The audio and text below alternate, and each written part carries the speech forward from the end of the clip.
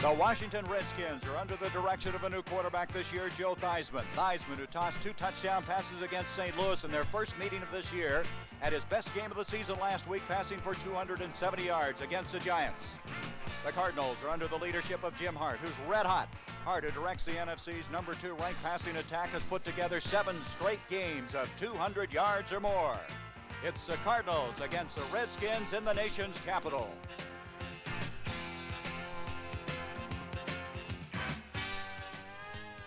The NFL on CBS. Today's game is sponsored by Ford and your Ford dealer, who invite you to see and test drive the all-new LTD and Mustang. Norelco rotary razors for a close shave with no nicks, no cuts, no gotcha. And by light beer, everything you always wanted in a beer and less. Welcome to RFK Stadium in Washington, the home of the Redskins, who come in here with an 8-3 record, a 1-game lead over the Dallas Cowboys in the NFC East. They play host to the St. Louis Cardinals, who are 3-8, have won 3 in a row. Hi, everybody. I'm Gary Bender, along with Hank Stram. And Hank, they're calling the Cardinals a comeback Cardinals, but today they're going to have to come back without Jim Otis and Roger Worley. Yeah, that's going to be very difficult for them to do because both are outstanding performers. Roger Worley, of course, is one of the very fine cornerbacks in the National Football League. And, of course, Jim Otis is the leading rusher in the history of the St. Louis Cardinals, so they've got to miss these 2 outstanding people. Now, the Redskins are in a tough situation, Hank. They need to win today, and they can't look past this game for the showdown Thursday with Dallas. Well, it's obviously a must game for Washington. They're 8-3, and St. Louis is 3-8. I think St. Louis can be very loose, try a lot of things. They have everything in the world to gain, nothing to lose, so it can make a big difference. All right, we're ready to go now. As the St. Louis Cardinals have won the toss, they have elected to receive. As Willard Harrell and Gordon Bell, they're back deep. Harrell is going to let that one go into the end zone as Mosley got into it very well. The touchback will bring it out to the 20-yard line.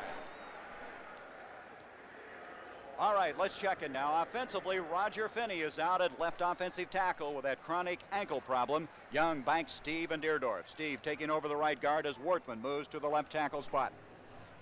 Mel Gray, Pat Tilley, both with 40 catches for the year, and the tight end Al Chandler, who has 2 touchdown catches in the last 2 games. Jim Hart, boy, what a year this guy is having. Steve Jones is starting now at running back. Wayne Morris moves to fullback, replacing the injured Jim Otis, who's out with a knee injury. From the 20-yard line, Jim Hart, play action fake. He's going to throw on the first play of the game. He's got Mel Gray open, but he can't get rid of it. Mel Gray, the intended receiver, but Coy Bacon put the pressure on, but Hank, you could see Gray breaking loose. Yes, he was breaking loose, but Coy Bacon just had too much time to rush the passer. He finally got the penetration that he wanted and made Hart throw the ball into the turf. Coy Bacon, boy, he has had some sacks in his career. He led the NFL in 1976 with 26 of them. There is that forward wall. Lorch, Butts, who is now the 3rd leading tackler in the NFC. Dusack, McClinton, and Hamburger. What experience they have back there. And back deep, Gerard Williams going in place of the injured Lamar Perry. So Steve Jones carries for 5 yards to the 25-yard line. It'll bring up a 3rd down and 5. Jones started the first 4 games this year for the Cardinals. Then he lost that starting spot, but he's pressed back into the starting duty today due to the injury of Otis. Otis had an orthogram run on his knee yesterday, so that took him out of this game. They hope he's back next week. The Redskins now going to 5 defensive backs. Don Harris has come in. Harold McClinton has checked out. 3rd and 5 from the 25. Hart gets away to Steve Jones. He's got the first down, and Jones across the 35 up to the 40-yard line. And they say, Hank, that Jim Hart is not very agile, but he got away that time. Yes, he did. And you know what happened on the last play? They used a slot formation to the left, which means that Pat Tilley and Mel Gray are both on the left side of the ball. They sent Tilley in motion, and they broke inside of Mel Gray. Watch, Coy Bacon went right over the top of Jim Hart. He threw the ball outside in good shape to Steve Jones, and they made the necessary yardage for the first down, a big play. They picked up 15 yards, and here's Wayne Morris playing at the fullback spot. He hammers ahead for the 3-yard pickup to the 43. Dave Butts, a former St. Louis Cardinal, making the stop. Wayne Morris was a fullback last year for the Cardinals when they had Terry Metcalf. But Hanky hasn't even played fullback this year. He didn't even practice all week long at that position. Yeah, I understand he hasn't, but he's got a lot of ability and skill. They're going to miss Otis, especially on short yardage situation. And Jim is such a dependable back. But this young fellow is going to do a good job, I'm sure. They give him 2 yards on the play. 2nd and 8. Here comes Jones again. And no place to go as Carl Lorch made sure of that. Lorch, a third-year man from the University of Southern California, reacted extremely well on that play, and there's a loss back inside the 40-yard line. So to bring up a 3rd down and now 11 yards to go. The Cardinals will have to throw the ball frequently today. They'll have a tough time running against Washington. Yes, I think they will, and of course I think the key is going to be they have to throw a lot on 1st down and keep them off balance. The Washington team uses a great variety of coverages like most teams in the National Football League, and it's important that you throw on 1st down. They have 5 defensive backs in again on this 3rd and 11. In motion comes Pat Tilley. Hart stepping up. He's got Pat Tilley, but he didn't catch it. Tilley came back to the ball at the 49, but he trapped it, and that's going to bring up a 4th down. You know, they're doing an unusual thing from their slot formation, which has been very effective. And the first times 2 times they used it, they put both receivers on the left side, and then they sent Pat Tilley in motion from the slot formation. That time Jones again was wide open in the left flat, and I mean wide open. There wasn't a soul around him, but Jim Hart just didn't see him. One reason is Tony Green, number 34, goes back as he's having some real pressure put on in this early game, in the early series. Mike Wood is back to kick. This guy got a game ball last week for his punting against San Francisco, and boy, he got into that one. Green going back inside the 15-yard line. Green, number 3 in the NFC in punt returns, and he brings it out to the 34-yard line. Dave Steep, the rookie from Portland State, makes the tackle for the Cardinals. A 47-yard kick that time and a 20-yard return. So Mike Wood, who they picked up after he was cut by the Minnesota Vikings, is finding a place on the St. Louis Cardinal team. Timeout. We'll be back in a moment. These are 2 of today's newest razors. The one on the right is the new Norelco rechargeable rotary razor. This one has 2 blades and pivots up and down. The new Norelco 36 blades in 3 adjustable floating heads and a new shaving angle. Both give you a close shave. But the new Norelco rechargeable lets you walk away from soap and water. Of course, they do give you one thing Norelco doesn't. Gotcha! The new Norelco rechargeable rotary razor. Still no gotcha.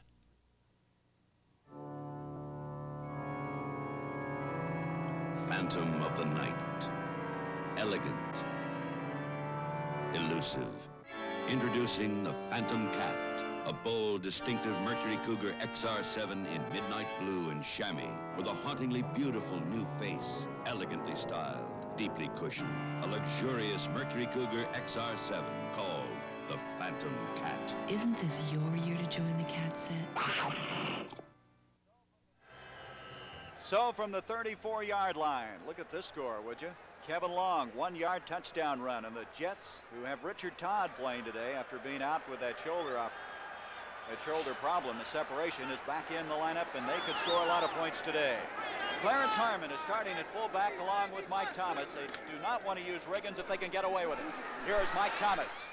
And Thomas, who's had some great games against the Cardinals. In fact, he has a career high against the Cardinals, 195 yards in 76. Eric Williams making the tackle. You know, Gary, an interesting matchup. On defense, the St. Louis Cardinals are 14th in the against the run. Washington is 6th running, so there's quite a contrast, and Washington definitely has the advantage. The Cardinal defense the last 3 weeks has played extremely well, as they have given up thus far only 2 touchdowns in the last 10 quarters. That shows the improvement. On a 2nd down and 8, here comes Thomas again. Arneson strings it out well. He has support from Ken Green. Nothing developed on that play. The defense of the Cardinals has been holding teams to 10 points in the last 3 games. Prior to that, Hank, they were giving up 23 points a game. Yeah, they're playing much better. And Mark Arneson, that time, number 57, the right linebacker, really did a good job of stringing the play out and preventing Thomas from getting around the corner. One of the underrated linebackers in the NFL, Eric Williams, number 55. As you look at the linebacking core, and there's Lee Nelson starting in place of Roger Worley. He has 2 broken ribs, and they don't want a chance playing him today. Ron Jankowski has now come in at a defensive forward line spot for the Cardinals, and they almost jump offside. On a 3rd down and 11, Theismann almost intercepted by Eric Williams. Williams on the pass intended for Mike Thomas almost came away with it. We see Theismann going back into the pocket, and Williams really gets a good drop and really should have had, or I shouldn't say should have had, he had a good chance to make a sensational catch for the interception, but a great play by Eric Williams, number 55. This is Willard Harrell, number 39, back for the punt from Mike Bragg. Bragg, what a job he's doing. He leads the NFL in net yardage in punts, 37.4. He is 4th on average. Kicking inside the 20. And Bragg hits it high. Harrell at the 29. To the 35, he's got some running room to the 50, and Harrell may go. Willard Harrell is going to take it for the touchdown. And that is the first return of the year by the special teams of the Cardinals for a touchdown. Gary, you told me before the game that the specialty team coach mentioned to you that they were going to break one. Didn't you tell me that? That's exactly right. And they have lived up to that billing. That was a run of 70 yards.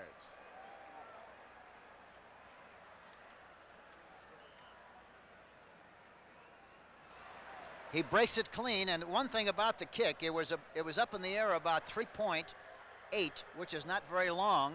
Provided him with a good opportunity to make the catch in traffic. He went all the way for the touchdown. They add the extra point, and St. Louis is ahead at this early stage of the game, 7-0. You know what's significant about that is the Redskins lead the NFL in holding teams to yardage on punt returns. We'll be back in a moment. Welcome, everybody, to the light beer battle of the big guys. And there they are, 2 teams locked in mortal combat to decide the eternal argument over light beer from Miller. On one side, the big guys who think the best thing about light is it tastes great. Yeah, it tastes great. Tastes great. On the other side, the big guys who think the best thing about light is it has a third less calories than their regular beer. It's less filling. Less filling. Less filling. I feel strongly both ways. I tell you, this is really no respect. Blue is the violet and red is the rose. You don't pull, I'm gonna break your nose. The tension here is almost unbearable. Pull you guys. They can't go on much longer. Something big has got to happen soon. Holy cow, look at that. Hi, Mickey. Hi, dolls. Light beer from Miller. Everything you always wanted in a beer, and less. I still don't know why they asked me to do this commercial. Harold Robbins' bestseller, The Pirate, becomes a powerful television event. Starting Tuesday on CBS, Harold Robbins, The Pirate. Well, it's a stunned crowd here, Hank, in RFK Stadium. That 70-yard return by Willard Harrell. And Jerry Thompson, the specialty team coach, turned out to be quite a prophet. He predicted that they were going to run one back in this game, and they surely did. And against a team that's just excellent against punt and kickoff returns. Tony Green is back deep for this kick from Mike Wood, and this is Green at the 10. Green, who had a 99-yard return earlier this year against the Cardinals, and this time he's going to make it to about the 25-yard line. John Fairfield, a rookie, flying over there to make the stop out of Texas A&I, a 15-yard return. This telecast is presented by authority of the National Football League and is intended for the private use of our audience. Any rebroadcast or other use of this telecast without the express written consent of the Washington Redskins and the National Football League is prohibited. So from the 25-yard line, the Skins, who could not move it on their first opportunity, have it again. And these two teams are a contrast in personalities defensively. St. Louis uses the Oklahoma defense, and of course, Washington uses the basic 4-3. From the 25, Theismann sends Bugs in motion. Back to throw. This is Bugs, and he's close to the first down. He had it and then backed up trying to get loose. Let's see where the market. He's out across the 35. Ken Stone made the stop. That'll be a first down, a 13-yard pickup on the play. Theismann rolls out to his left on a semi-roll and hits him right in the hole. Danny Bugs, 88, he makes the reception, 1st and 10, Washington. That's Buggs' 21st catch of the year. They have 4 men on this Redskin team that has 20 or more catches. They've really distributed the passing very equally. First down. This is Mike Thomas. And you can see Ken Stone over there, or check that, Ken Green. And Green ran him out, and that's twice they tried to go wide, Hank, and they just haven't gotten the corner turned at all. Steve Niels did a good job, number 53, a very good job, and then, of course, Ken Stone, number 23, also did a good job. So from the 35-yard line, they lose 3 yards on the play. It'll bring up second down. Washington has really improved in that offensive line. That's one facet of their game. They feel that with Kuzil, the center, coming in, has given them a more aggressive line, Hank. They're starting to beat people in the trenches, where before they were more of a finesse team. Second and 13.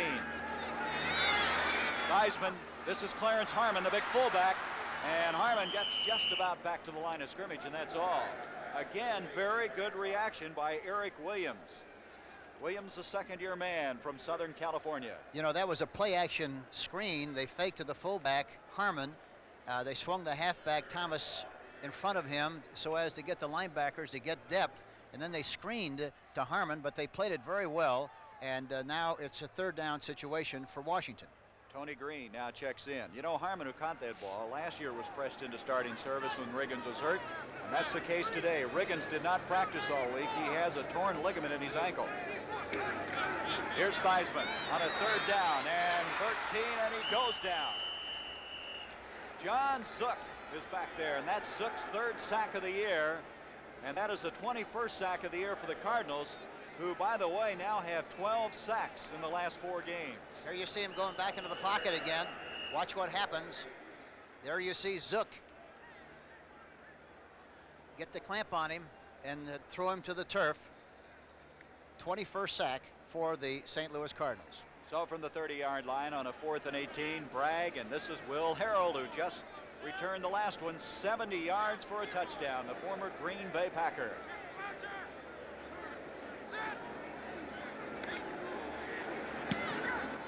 Bragg hits it very high. Harold calls for the fair catch.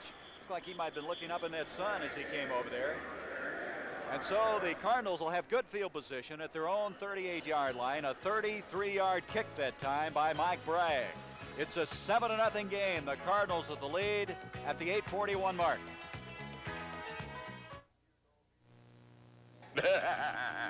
You know me? Of course you do. I am money. Your money. You work for me. So hard. What's so funny? You should have me working for you. An IDS representative can get tough with money. Put it to work with a personalized financial plan. We've done it for 80 years for business and for people just like you. IDS. We help people manage money. Leonardo da Vinci for Spidell watches. They call me the greatest inventor ever, next to Tom Edison. But even I never dreamed of this beautiful Spidell chronograph. It gives me the time and date, but also 4 stopwatch functions. Great gift, Mona. Very inventive. Say, you have a beautiful Spidell digital, too. Edison gave it to me. Spidell's beautiful new digitals. Very inventive gifts.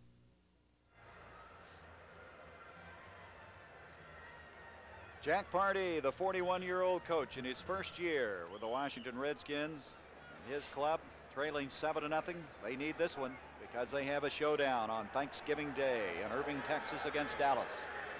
First down for the Cardinals at their own 37-yard line. Wide receivers Tilley and Mel Gray, the running backs Jones and Morris, and this is Jones, and look at the hole he's got. He's all the way into the Washington end of the field. And Hank, they just completely devastated that defensive line. Oh, they really did. They got off the ball in great shape. It looked like they went off on a quick count, where they got to the outside in good shape. And Steve Jones saw some running room on the inside, took advantage of it. There you see Scott making first contact, but not until after he makes a lot of yardage and a first down. A lot of yardage was 17 yards to be exact. And here comes Wayne Morris from that fullback spot. He's inside the 45-yard line. Dave Butts and Harold McClinton making the stop. Hamburger that time, the right linebacker, went to the outside and tried to keep it from going outside. Jones very wisely cut inside. The pursuit didn't catch up with him, and as a result, there was a big seam, and he made the big gain on the play of 17 yards. 2nd down and 6. That Cardinal offensive line has been chopped up all year, but when they have played healthy, they have played well, and they're doing it right now. Play action by Hart. Pat Tilley. What messed that up was Dave Butts came in, and he made Hart change what he wanted to do. As an end result, an incomplete forward pass. Well, you know what they normally do on that situation? They fake to the fullback inside, and they try to hit Tilley on a quick slant pattern behind the linebacker. That time, he made the same basic move that he normally makes, except then he broke to the outside on Lavender, and he got a little pressure from Butts, and as a result, couldn't throw it as accurately as he normally would. Boy, when you're 6'7" like Butts, it's hard to see anybody. 5 defensive backs are in on a 3rd and 6. Dave Steep has checked in as a wide receiver. They have 3 wide receivers on this play. Mel Gray. Good defensive effort by Joe Lavender. Lavender, who does not have an interception this year, really made a fine play that time on Mel Gray. Yes, he did. They were in a slot formation that time, and they tried to look like they worked on Lavender, but Lavender responded very well. Got a good jump on the ball, and it looked like he might have a chance to intercept it. So it's going to bring up a 4th down. Tony Green will go back, and Mike Wood, who last time booted one 47 yards, will be kicking this one from inside his own 45. Green this year has just been sensational. What a performer he has been. Their first pick in the 6th round. He is 3rd in punt returns and 1st in the NFC in kickoff returns. Wood kicking away from him, and he may like that one. It's going to be spotted. Let's see. They're walking out to the 12-yard line. So the Redskins will not have the good field position. A 30-yard kick that time by Mike Wood backs the Skins up, who trail 7-0 in this game. Looking ahead next Saturday on the CBS Sports Spectacular, 4:30 Eastern, 3:30 Central and Pacific, the highlights of the Los Angeles Times 500, and the red-hot Cale Yarborough will be there. He's already clinched his 3rd consecutive NASCAR title, and then the world's strongest man. The event, the wrist pull. They're going to crank a 100-pound weight 10 feet off the ground. It's next Saturday on the CBS Sports Spectacular. From the 12, Joe Theismann and company. He gives off to Harmon. He might have gotten a yard or 2. Mike Dawson reacting well from that nose tackle spot.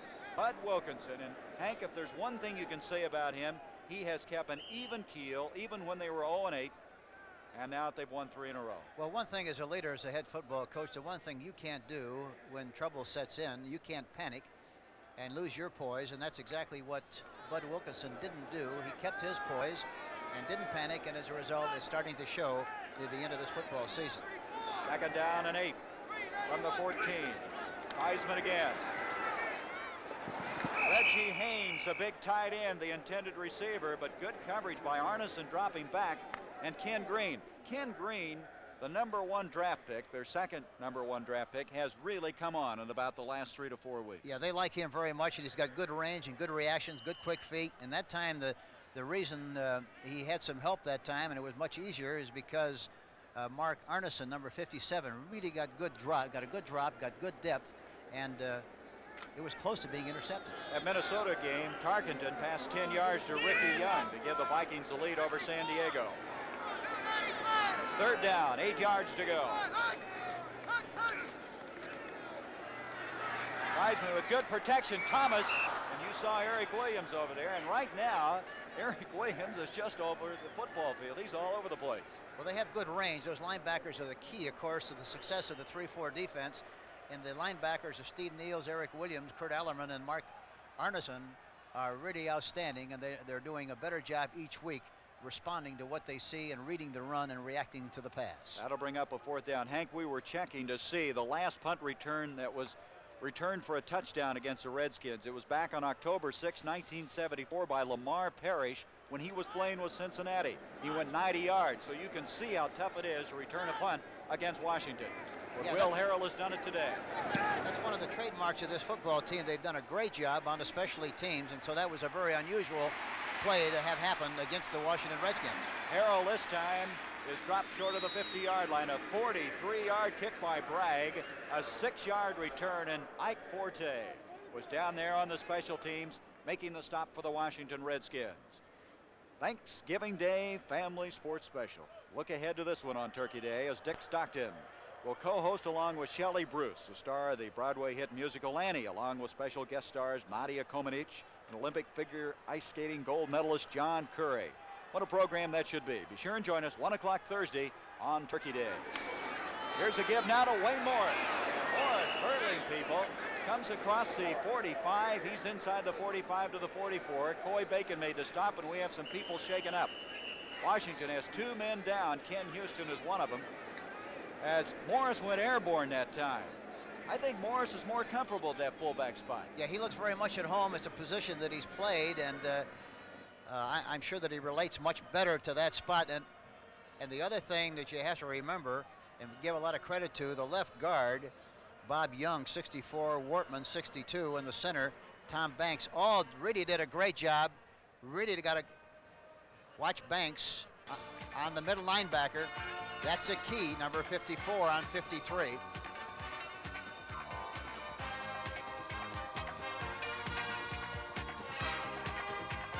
Little cats from Lincoln Mercury are tough on competition. Starting with October 6th production, our Bobcat wagons have more standard equipment than last year. And Bobcat's sticker price as shown is $41.42. Yet comparably equipped, it's $161 less than a 78. Right on, Bobcat. Zephyr wagon, comparably equipped, is priced over $500 less than Toyota Corona wagon and rated 23 cubic feet roomier. That's great, Zephyr. You'll find big values at the sign of the little cat. Take any razor available in America. Any razor.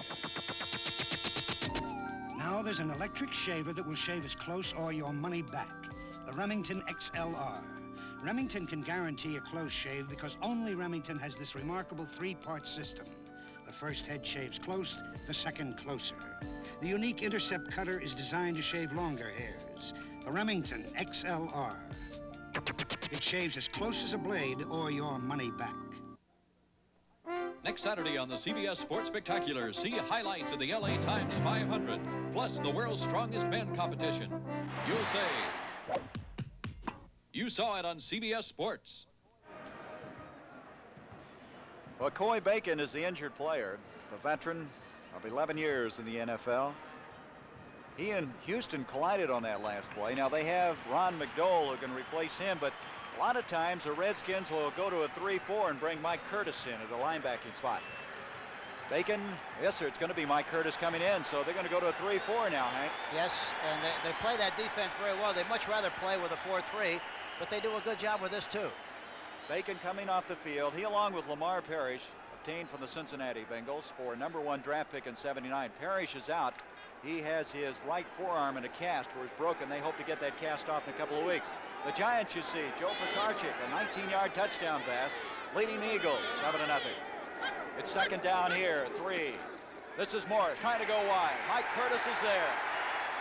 Also, Chris Hamburger read it well, but Mike Curtis, who just checked into the game, makes a big tackle. And so they're going to lose yardage.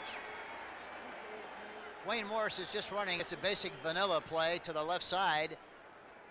They get some penetration on the right side. He has to go outside Mike Curtis, who just came into the game, 32. And Hamburger did a good job of responding on the play and kept him from making the necessary yardage for the first down. You can see the Redskins making a lot of changes. They're mixed up out there. They got 5 defensive backs in. The Cardinals, by the way, have 3 wide receivers on this third down. This is Pat Tilley. Tilley to the 30, 25, and Tilley runs out of bounds. And I'll tell you, Hank, the Redskins were really confused on that play. Yes, they were, and Don Harris was covering Tilley on the play. Jim Hart really put the ball right on target, right at the numbers. Don Harris is covering on the play, and you see Tilley make an outside move and then break back inside, puts the ball away from pressure in good shape, scampers down the sideline, is finally knocked out of bounds, but they're in good scoring position on the 22-yard line. 1st and 10, St. Louis. Tilley, 5th in the NFC in receiving. That's his 41st catch of the year. What a year he's having. This is a give to Willard Harrell, who's checked in. And Harrell doesn't even get back to the line of scrimmage because number 32, Mike Curtis, the former standout for Baltimore, reacted on that play. Mike Curtis, number 32, he's really been one of the great linebackers in the National Football League for an extended period of time with Baltimore, now Washington. Here you see him being knocked down primarily by the guard, but he still reacts and makes the tackle on the play. Beautiful play by Mike Curtis, number 32. No gain or loss. It's going to be 2nd down and 10. Tilly Gray, the wide receivers. Hard on the 2nd down. This is Chandler, the tight end. Chris Hamburger had him covered all the way. So that'll bring up a 3rd down. Jim Hart in the first meeting of this year passed 40 times, but only completed 16. But this guy has been hot. He has 7 straight games over 200 yards. You know, Chandler that time was really open. Jim Hart really threw the ball before he was actually ready to throw it that time, and as a result, threw it over the top and it fell incomplete, but he had a chance to complete it had he waited just a fraction longer and got himself squared away better as far as his footwork is concerned. 39-year-old Ron McDowell is checked in at defensive end. We understand that Coy Bacon has a sprained shoulder. He may be back. Here's Hart on a 3rd and 10. Mel Gray. Dave Steve was there, and Steve got it. Steve for the touchdown. And that is that new rule, Hank, where you can deflect it from one of your teammates to the other. And Steve, who caught a 55-yard touchdown pass earlier this year, comes up with it. Yes, it was very good concentration on the part of Steve. The ball ricocheted, but he had enough composure, enough poise, and enough concentration. Here's Jim Hart looking, and he throws it right into the middle of the end zone. Ricochets, and Steve makes the catch. Hart kicks the extra point. It's 14-0. So it's a 14-0 game as Dave Steve, who's been quite a performer this year. He had 2 catches for 61 yards, one of them a 55-yard touchdown grab. Now adds a 21-yarder to his credit. As the Cardinals have shocked the Redskins here, 14-0, and there's still 4 minutes and 10 seconds left in this first quarter. Let's go back, and this new rule has really caused some defensive problems this year. Yes, it has. It happened last week in the game against Atlanta and New Orleans, and now we see it again. We see it again, and Steve, number 84, makes the rebound, jump ball situation, he responds, and touchdown St. Louis. Gerard Williams was the defender for Washington as Gray got it to Steve. A little assist on that play. That was a 51-yard drive in 6 plays. And now Mike Wood will kick off. You know, one thing about this Washington team, the last 2 times we saw them play, they were very emotionally involved in the game, played with a lot of animation, a lot of enthusiasm. You don't feel that out here at all this afternoon. They seemingly are very flat and not responding well at all like they normally do. And that might be the reason right there. That could be, but that game is going to be meaningless if they're not careful. If they don't do a good job here and win this game this afternoon against St. Louis, it's going to be very tough to do, being 14 points behind in this early stage of the football game. Dallas playing New Orleans today, and of course these 2 meet on Turkey Day, and we'll be there, the CBS crew, to bring you the game between Dallas and Washington from Irving, Texas. Here's Tony Green. Green to the 20. Green looked like he had a little running room that closed off in a hurry at the 29-yard line. Tom Mullen got down there. He's a former New York Giant, an offensive lineman, and we have another Redskin shaken up inside the 25-yard line. That was a 21-yard return, and that would be Don Harris, who is a first-year man from Rutgers, who's down. There's no question the Cardinals are really hitting people here today. Yeah, the intensity level of both teams is very dramatically different. St. Louis is very involved in the football game and doing a great job. Washington is kind of listless. They're kind of waiting for something to happen, and it has happened. 2 touchdowns, and they are now behind 14-0. Well, the Cardinals came in here with the last victory against Washington in 1975. The Giants leading Philadelphia 14-0. Sarchik passing for another touchdown. He's thrown 2. This one 30 yards to John Perkins. That's kind of a surprise. Gene Fugit is in the game now. They hoped that they wouldn't have to play him much, but it's very obvious they're going to need him, and he's playing at tight end on this particular drive. You know, the interesting thing about the preparation for this game, Hank, the Cardinals in weeks past and years past against the Redskins always got almost paranoid, worrying about this Redskin week. They didn't even start practicing this week until Wednesday. They're very loose. They've come in here with that attitude, and they're playing remarkably well. Yeah, well, as we mentioned earlier in the show, it makes a big difference when you're 3-8. It's not, you know, you're going to be loose and relaxed and feel that you have an opportunity to maybe make a contribution as far as the race is concerned. Washington does not knock them out of the race the last 2 years, and they feel if we can do that to them, why, they feel good about it, and that's what's happening so far in this game. Well, the last 2 years, the Redskins knocked the Cardinals out of the playoffs. They've won 5 in a row, 6 of the last 7. Joe Theismann on first down. Gene Fugit broke it up. And that ball was almost up for grabs because John Zook reached up and batted it down. And right now, the Cardinals defensively are just all over the football field. It was a simple square out pattern, a quick pattern. Theismann goes back, throws to his left. Zook gets the big mitt in the path of the ball, and it's almost intercepted there by Mark Arneson, number 57, who was getting a good drop on the play. Williams, Arneson have really been roaming around back there. They've been trying to throw those passes in the flat and haven't worked, and now the Redskins are mixed up and they're going to call a timeout. And this crowd, a sellout crowd, the 89th consecutive sellout here in Washington, not too happy. You know, one thing the Washington team can't do, and I'm sure they won't do, they can't lose their poise, and they can't try to get it all back on one play or one series. They've got to take their time. They've got a lot of time left in this football game to get themselves together and make something happen offensively. But if they don't change here, why, they're going to be in serious trouble. Let's look ahead to next Sunday. We talked about Turkey Day. Well, next Sunday, Los Angeles goes against Cleveland. That ought to be quite a battle. New Orleans, what a surprise, against Atlanta. The Giants against Buffalo. And that'll be followed by other NFL regional action, as we'll have Minnesota, Green Bay. And that black and blue division, that could go a long ways in deciding that Central Division title. Philadelphia going against St. Louis. The Eagles losing that first game in Philadelphia. And Tampa Bay, Chicago. Be sure now to check your local listings for the game and the time in your area. And it all begins with the NFL Today with Brent, Jane, and Irv, catching you up on all the activity and what can be expected that day. Skins have only 1 first down thus far in this game. They have a second down, 10, just short of the 30-yard line. Joe Theismann got protection. And again, John Zook reached up and got a hand on the ball. Big John Zook got up there, batted it incomplete. And Joe Theismann right now is having a tough time. I'm surprised that they would really run a play-action pass on 2nd and 10. You're really not going to fool anybody on that kind of a situation, Gary. And that's why the linebacker and the defensive end was not fooled. Zook got up there again, wasn't concerned about the run fake at all, got up there and deflected the pass, and now it's a 3rd and 10 situation for Washington. Theismann now is 2 of 7 for 14 yards. As you said, a 3rd down and 10.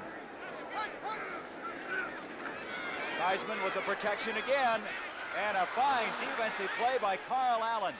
Allen knifed in that time on John McDaniel at the 45-yard line. You know, teams have picked on Carl Allen in many of the games that we have seen. This is an excellent play by Carl Allen, number 27. McDaniel is running an inside pattern, but he's right where he should be, and jars the ball loose, and it falls incomplete. And now Washington has to punt. Well, Gordon Bell is back there. He's the guy they picked up last week, a former New York Giant. Harrell, who they're going to have to use some at running back. They probably don't want to use him also on the punts. Kicked by Mike Bragg. Gordon Bell has got it at the 38. And Bell to the 42-yard line. Ike Forte made the stop. 33-yard kick. And Hank, the Cardinals have been getting good field position about every time they get the football. Yeah, they've had it on 4 occasions. They started the first time on the 20, then the 37, then the 49, now the 42.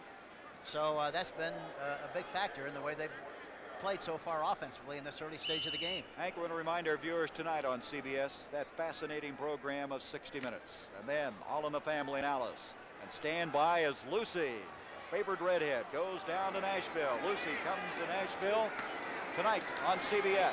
Hart to Gray. Gerard Williams played that one very well. That was kind of a time pass, huh? Well, it was a bad time because really they were in double coverage that time, and I'm surprised that Jim threw the ball, and although he did just throw it out of bounds because he knew he had no chance to make the completion. They double covered on that last play, and as a result, they had no chance to make the completion. Our score 14-0 with 3:35 remaining in this first quarter. A 70-yard punt return by Will Harrell, a 21-yard touchdown pass by Jim Hart. Chandler now moving into the tight end spot. Hart to Wayne Morris. Morris, running room, 50, 45, and he fumbles the ball. I believe it's been blown dead. Let's see. I think they blew it dead. Yes, they did. So the ball will go back to the 42. And I started to say, Hank, I can't believe how they've blown him out on that side of the line. Boy, they really have done an excellent job. Mike Curtis, number 32. Here we see it again. Steve Jones, and again he cuts inside a gapping hole. A missed tackle there, and Scott, number 13, finally makes the initial contact and knocks him down after he picks up a first down. That's a 15-yard run just inside the 45. Morris again, and this time the burgundy and gold reacts very well, led by Dave Butts. But St. Louis, who this year has had a tough time running the ball, they are 11th in the NFC in that department, doing a pretty good job of it here in this first quarter. Be second down, a loss of about a half yard on that play. There's big Dave Butts. He has a 19-inch neck. So from the 44-yard line, they have Mel Gray, Pat Tilley as the wide receivers. They jump into that Y formation. Chandler now will shift into the tight end spot. Hart on the second down, got protection. This is Tilley, and Tilley to the 25-yard line. Boy, he had a lot of time to throw. Jake Scott made the stop. If you get the ball anywhere close to Tilley, he'll catch it. And you give Hart any kind of time like he had that last time. That time they were in a double zone, which means they were double covering the outside receivers. Tilley cut underneath the coverage, ran all the way across the field from the left side of the field to the right, was wide open in the middle. Watch the blocking up front.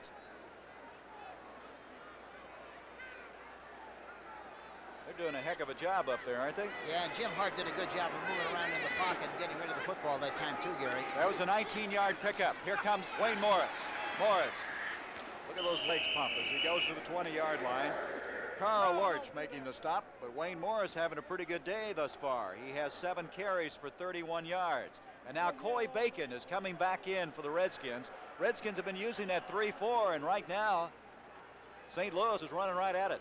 Yeah, they basically like to be in a 4-3. They had to go to the 3-4 because of the injury to Bacon, but they're now back into the 4-3, and I'm sure they feel more comfortable with that alignment. Second down, 5 as Morris picking up the 5 yards. The Cardinals are on the move, and they already lead 14-0. Inside a minute to go in the first quarter. Hart to Morris. There's a flag on the play. Morris is close to the first down. The flag in the air, and this game has been penalty-free. This one apparently is going to go against the Cardinals. Yes, there was some premature movement. No, wait a minute. Washington's offside, and that would give them the first down. According to the chains on the far side are awfully close to it. They may have to measure, as the penalty would move the ball to the 15-yard line. So Washington is offside on that play. They're looking to see if it is in fact a first down by penalty. Sighted in, Fred Wyatt and the crew. The Cardinal offensive line this year has been chopped up so much that Keith Wortman, who's now playing left tackle today, has started just 5 quarters in his regular spot, which is right guard, to show you how they've had problems in the injury department. But they made the adjustments very well, and really, they've gotten better and better each week we've seen them. Number 72, defense, second down. Well, it's not enough for the first down. They're just short of it. Now, here's an interesting play. You have second down, a matter of inches for the first down. You have a play you can kind of play around with. Yeah, it's a waist down, and an excellent time for a play-action pass, some kind of a hope with a big play. Let's see what they do with it. You see Jones and Morris shifting around. Here comes Morris. He's got the first down and then some. Inside the 10. Ken Houston made the stop, and I would imagine that Bud Wilkinson would say this is the best Wayne Morris has looked all year. And he's running out of that fullback spot. He has 39 yards, and it's going to be a first and goal, the ball at the 7. Coach Bud Wilkinson, 62 years old, and his club right now, he's called his team the Comeback Cardinals. And boy, there's every indication that's going to continue the way this game's going. Well, they've kept their feet in the fire all year long, and it's a great compliment to Bud and his fine coaching staff and their team. Because to lose 8 consecutive games and then bounce back like they have and win 3 in a row and and doing a good job on this early stage of this game. Why, they've really done an outstanding job. Well, the first quarter has come to a close here at RFK Stadium. The St. Louis Cardinals coming in here with everything to gain, nothing to lose, lead 14-0. Homeward bound, coast of New England.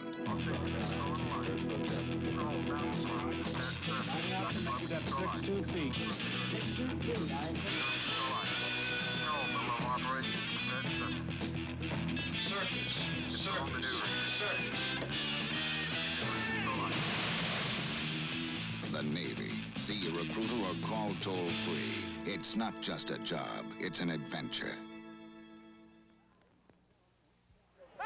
Ladies and gentlemen, we challenged hotshot Dick Tchaikovsky to play the Mattel Electronics football game. Dick doesn't know, inside is a tiny thinking computer that plays like a whole team of pros. Dick's got the ball, but that computer defense is tough. He drives up the middle, stopped cold. 1 yard? Now, Dick cuts left, down the sidelines, touchdown! Mattel Electronics Pocket Football with the built-in computer. Hey, who's in there? Oh. Owens Corning built these 3 houses at its research center in Ohio to study the effect of 3 different levels of insulation. Nobody lives inside, but hundreds of electronic sensing devices measure the heat that flows out during winter and in during summer. What we're learning here helps us give you better advice about insulating your home, whether it's old or brand new. Want to know about insulation? Ask the experts. Ask Owens Corning. With Hank Stram, I'm Gary Bender, and the first quarter was all St. Louis, Hank. 6 total yards in offense for the Redskins. Look at the first downs, 7-1. The Cardinals have 137 yards in total offense, 6 for the Redskins. Time and possession, the Cardinals over 10 minutes, Washington just short of 5 minutes. It's first and goal at the 7 for St. Louis. We start the second quarter play from RFK. Here is Wayne Morris. Morris just inside the 5-yard line. Dyron Talbert, the 12th year man from Texas, made the stop for Washington. Washington against the rush this year is 10th. The ball will bring up a second down and a goal just inside the 5. You know, and St. Louis is really 11th in the league in rushing, and yet they're really doing a great job out here this afternoon. So it's a typical illustration of how meaningless statistics can really be. The emotion of the game. Second and goal just inside the 5. In motion comes Steve Jones. Hart rolling that way. Throwing, touchdown, Al Chandler. And Chandler now has 3 touchdown catches, 1 each in the last 3 games. That time he rolled to his left. Chandler blocked first. And then he slipped out into the flat, and he was wide open. There you see him in the end zone, wide open. He makes the catch. If they add the extra point here by Bacon, it's 21-zip. Boy, St. Louis. What an acquisition Chandler's been. He was picked up on waivers from New England earlier this year, and he has really come on. As Jim Bakken adds a point after, and this is a stunned Washington Redskin crowd. We just have started the second quarter of play, and the Cardinals lead it 21-0.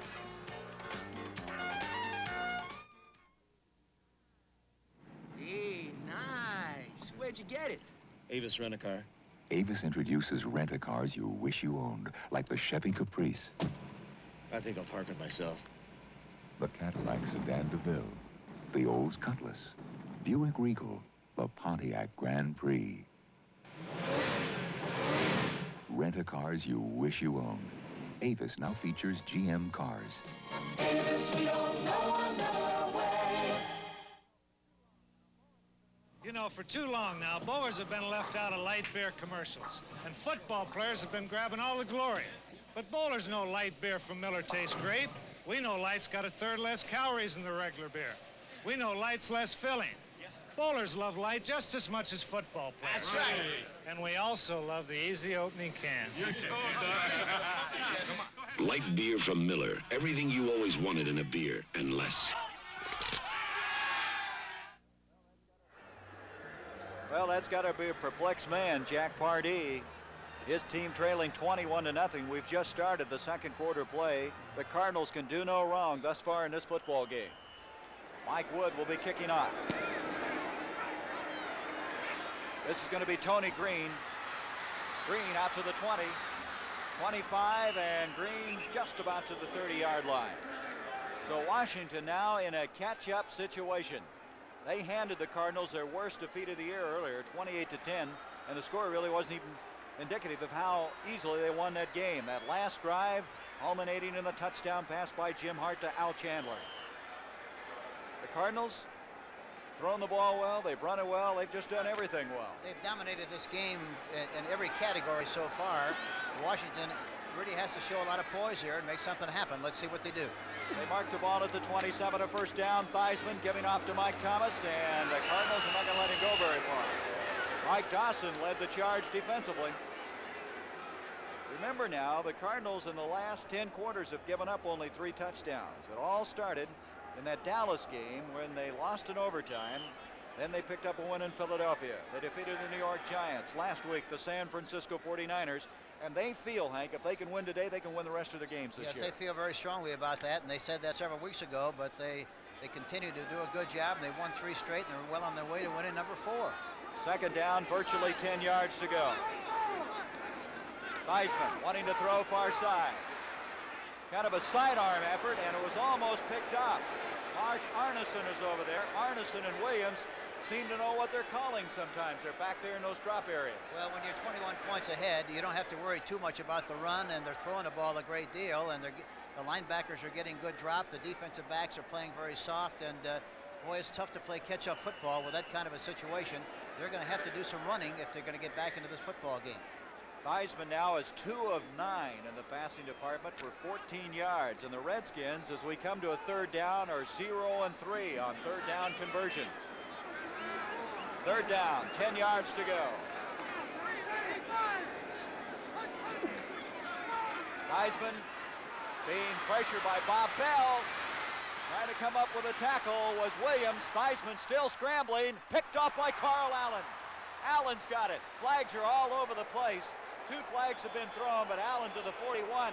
I believe he was past the line of scrimmage when he threw the ball. Yeah, by a long way. He went really across the line of scrimmage several yards, it looked like, and didn't know where he was and threw the ball, and of course it was intercepted. That's exactly what it is. Now we have 2 penalties though, but both of them are going against Washington. You know the Cardinals will refuse it. So Carl Allen picking off that pass. That's his 3rd interception of the year. And the Cardinals, by the way, now have 9 interceptions in the last 4 games. Everything is turning around for this football team from St. Louis. So from the 41, that's where they'll have it. Eligible receiver downfield against the offense. We have illegal forward pass against the offense. Declined. First down. Now Fred White indicating what he meant by that was that Theismann did in fact throw the ball past the line of scrimmage on that second penalty. But the Cardinals, of course, refuse it as they have the football to 41. And they continue to have good field position with the ball on the 41-yard line going in from here.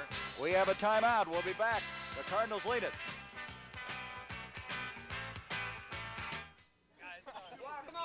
The guys came around this morning and said, "Bobby, want to play some ball?" So I changed into my jeans. 100% cotton denim. Naturally tough, naturally comfortable. Sears calls them fitting jeans, and they're made with Sanford set, so they resist wrinkles and shrinking.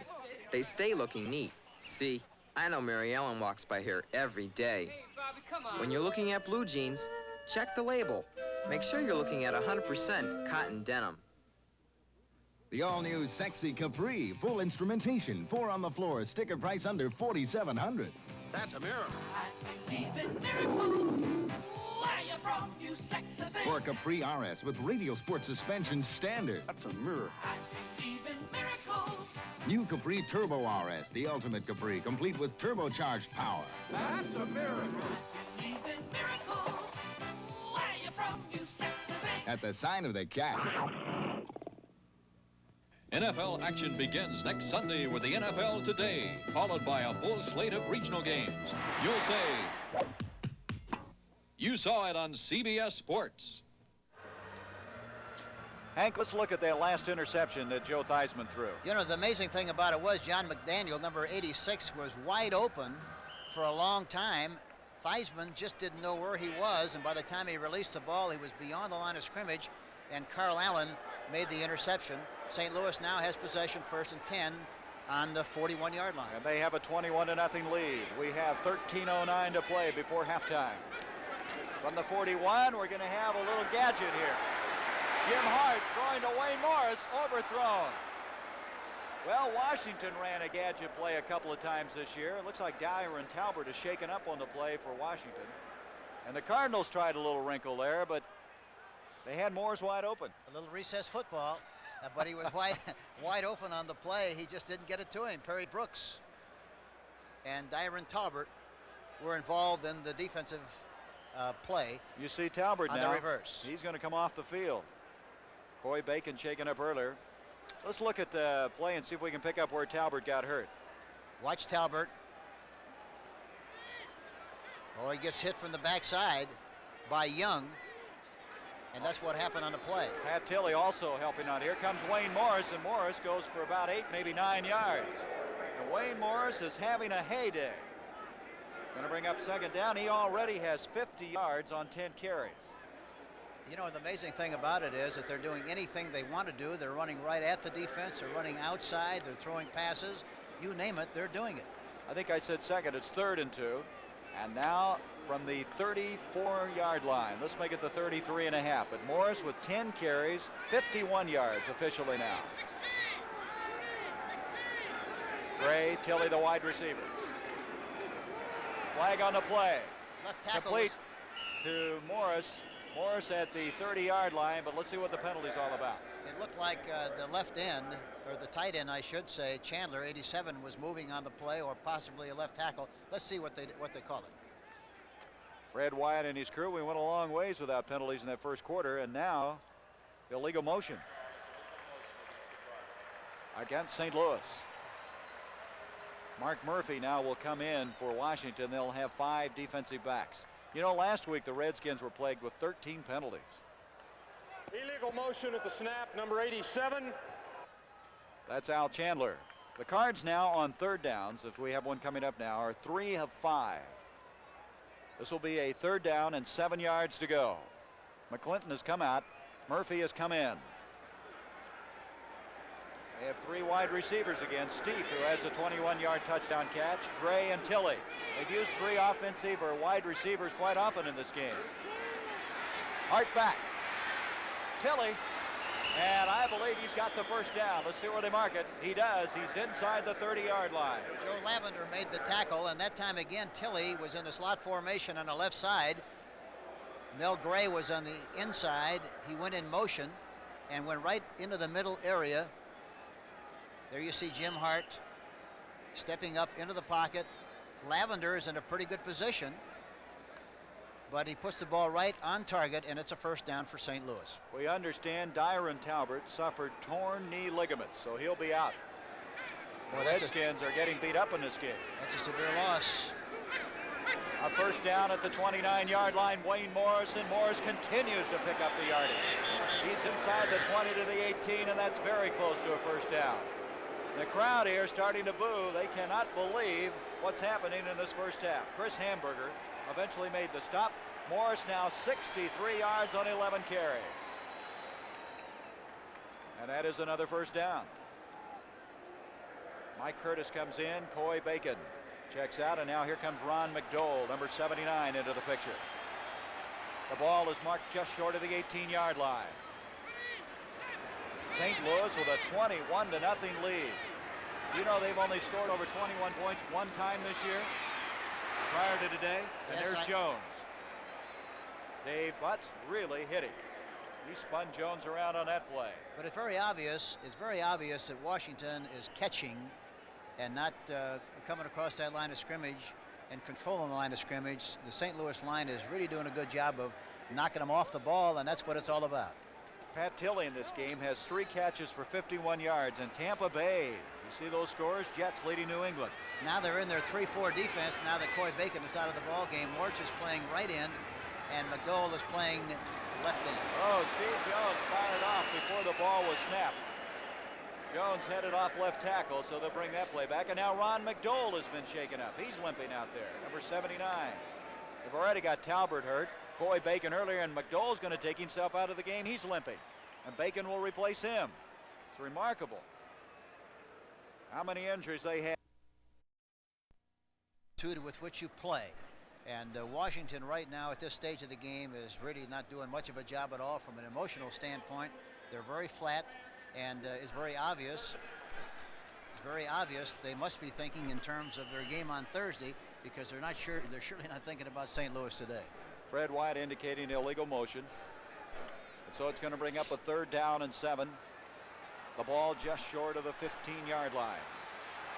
21-0. The Cardinals trying to go ahead by 4 touchdowns. They haven't run a draw yet, and the middle area is wide open. Nope, they're going to throw it again. Hart's got time. Steve Jones, and Gerard Williams has got it, but he was out of the back of the end zone, so it will not be ruled an interception. Williams was over the end line when he caught the ball, so they'll bring it back and have another crack at it. I think Jim Hart really felt that in the event that he wasn't going to make the completion, he was going to throw it long enough so it would go out of the end zone. And this is what he does. He tries to lead him out in front, but Williams makes the interception, but it's out of the ballpark, and they're going to line up for a field goal attempt now with Jim Bakken. This will be a 32-yard attempt. Bakken 8 of 17. The kick on the way by Bakken, and Jim Bakken's got it. And it's a 24-0 football game, as Bakken hits the 32-yarder at the 10:05 mark of the second quarter. The Cardinals are off and rolling in the nation's capital. Welcome to our people-pleasing places. Mr. Carlin, your briefcase. Meet our people-pleasing faces. Holiday Inn hotels are #1 in the world with the best standards. Everything all right, sir? Everything's just fine. People-pleasing standards to help make your trip successful. Wherever you go in this whole big traveling world, We want to make you comfortable. Holiday Inn is #1 in people-pleasing. We'd like you to meet State Farm car insurance agent Mike Little, State Farm homeowners agent, State Farm life agent, and State Farm health agent Mike Little. When it comes to family insurance, your State Farm agent is one agent who does the work of 4. And that makes things a lot easier for you. Just one agent to tell your needs to. Just one agent to call when you need help. And like a good neighbor, State Farm is there.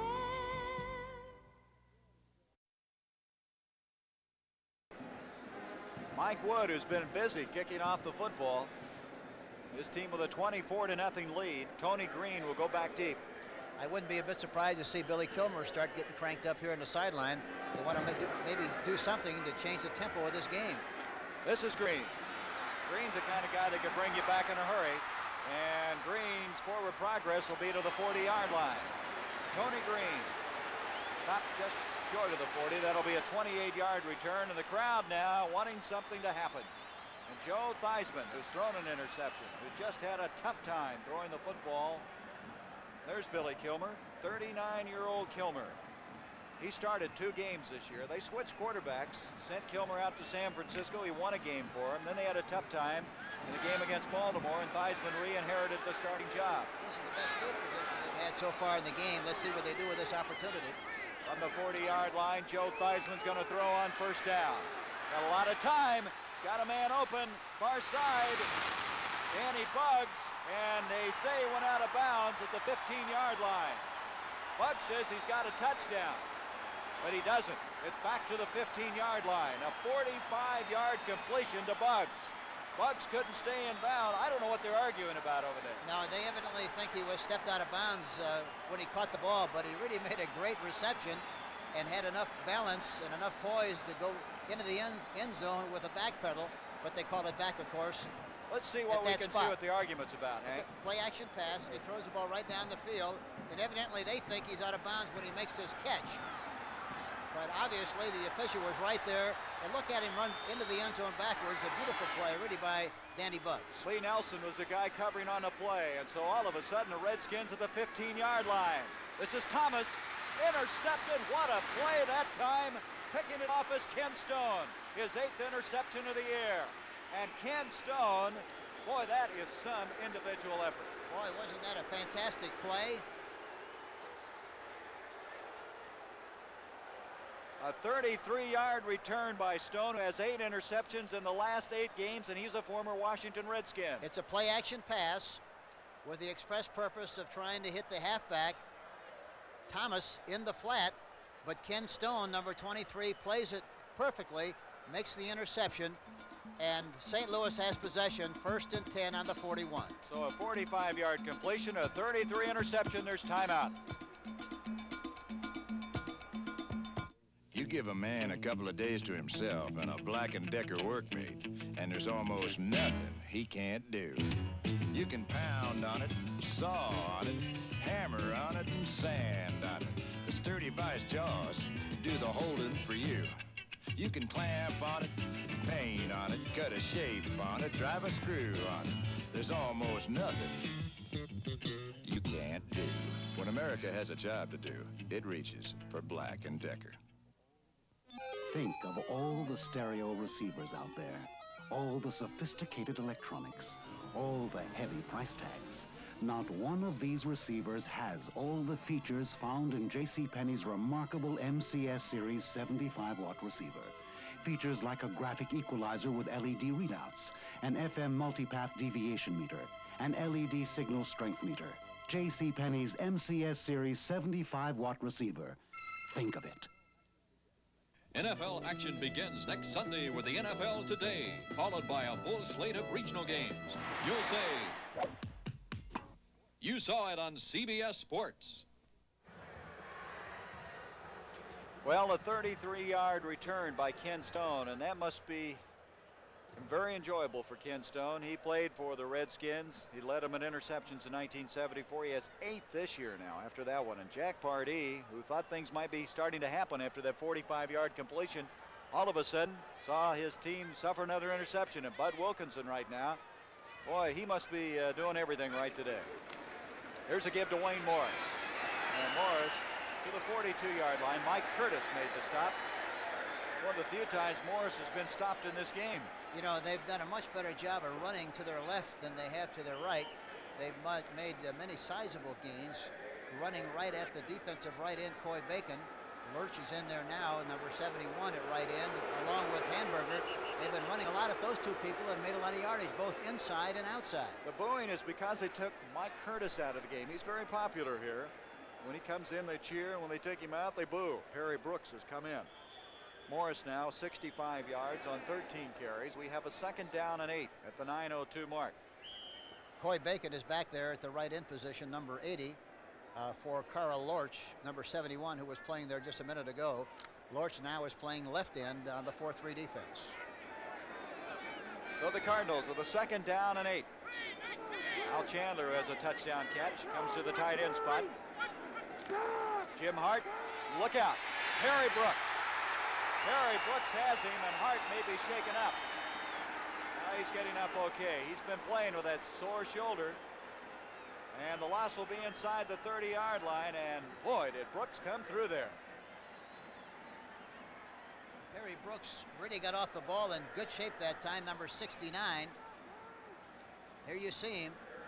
Jim Hart doesn't have much of an opportunity to get away from him, and as a result, it's a big sack for Washington. Loss Perry of 12 Brooks. yards. Excuse me, Hank, and that is the 27th sack of the year for the Washington Redskins. Perry Brooks, he was a 7th-round draft pick of the New England Patriots in '76, and picked up as a free agent. 3rd down and 20 yards to go. A little screen to Steve Jones. Chris Hamburger's up there, and he makes the tackle. So they get to the 30-yard line, and it's going to bring up 4th down. You know, that last drive, that last sequence on defense, the Redskins really are now playing at a little higher level of emotion. Did a much better job on that series defensively than they have at any other time in the game. Well, you know, Hank, you said it earlier. You got to just come back a little bit at a time, and maybe that's an indication there. Your defense starting to come back. Tony Green, 34, goes back. Mike Wood will kick. There he is. He's a St. Louis native. Started the year with the Minnesota Vikings. Had a couple of punts blocked. Lost his rhythm. Then was picked up when Steve Little, the #1 draft pick, had some problems with the knee. A high snap, but he got it underway. This is Green from the 32. Green's got a little running room and to the 40, and Carl Allen got it there, and the ball is loose. Carl Allen made the stop. Let's see who got the football.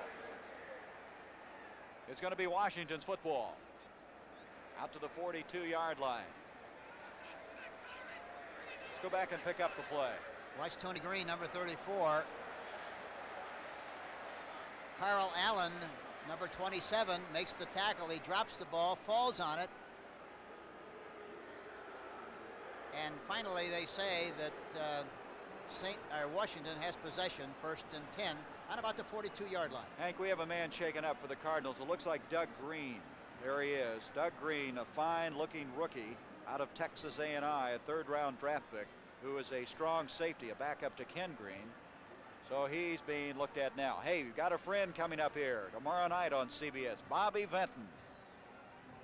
I saw him rehearse that show in Los Angeles several weeks ago, and it's really an exciting show. It's going to be a lot of fun, and I'm sure that people around the country will really enjoy seeing Bobby Vinton's show tomorrow night. It's a Rock and Rollers, a fast-moving special with Penny Marshall, Eric Estrada, Stockard Channing.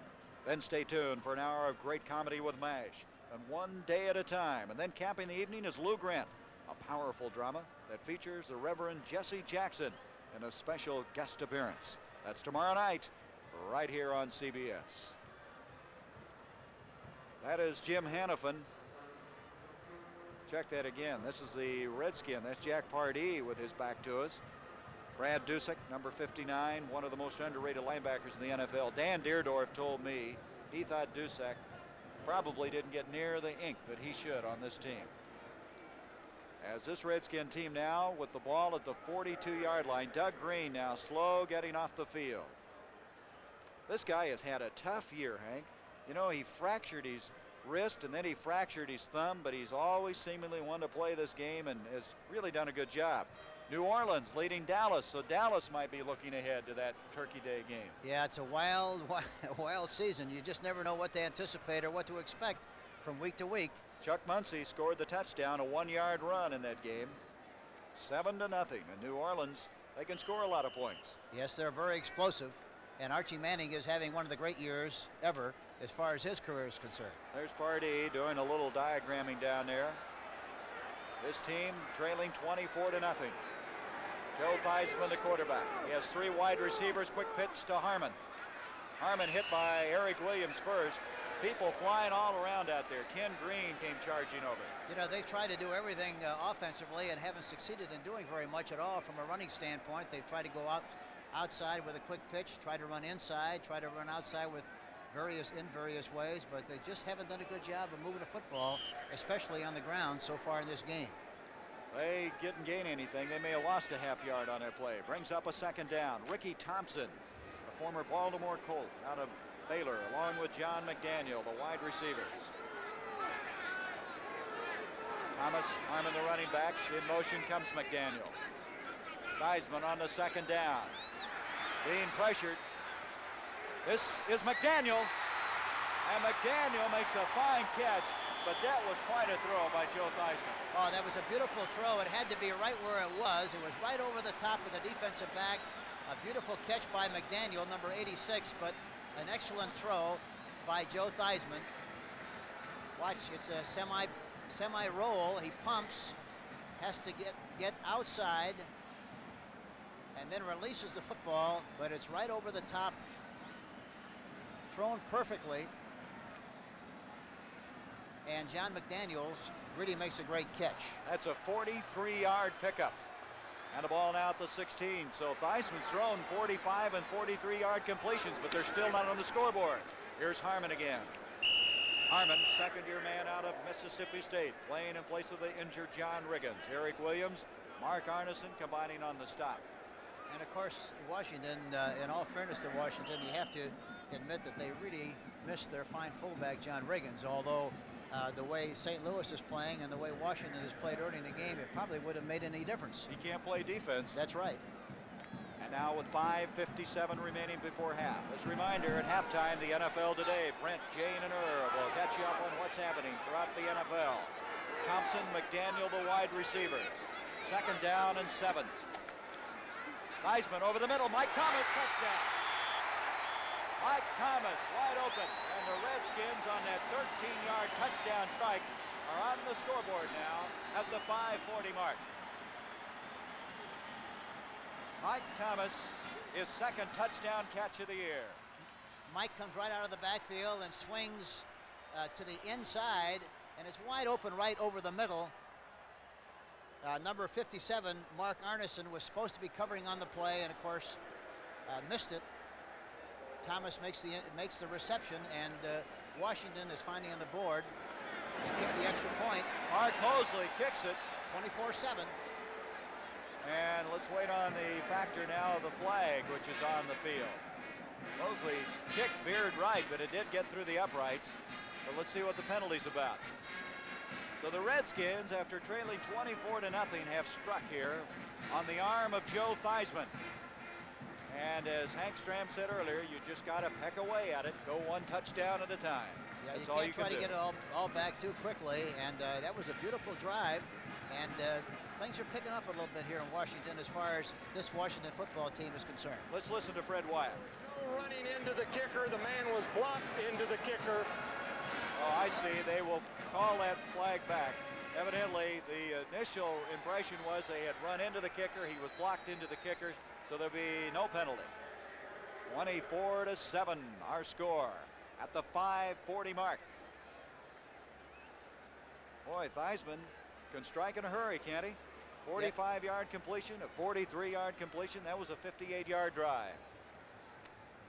And the one big play was one whereby he had to jump out of the pocket slightly to deliver the ball to John McDaniel, number 86, who made a great catch down the sideline, and the ball was thrown right over the top over Lee Nelson, and it was a beautifully executed play.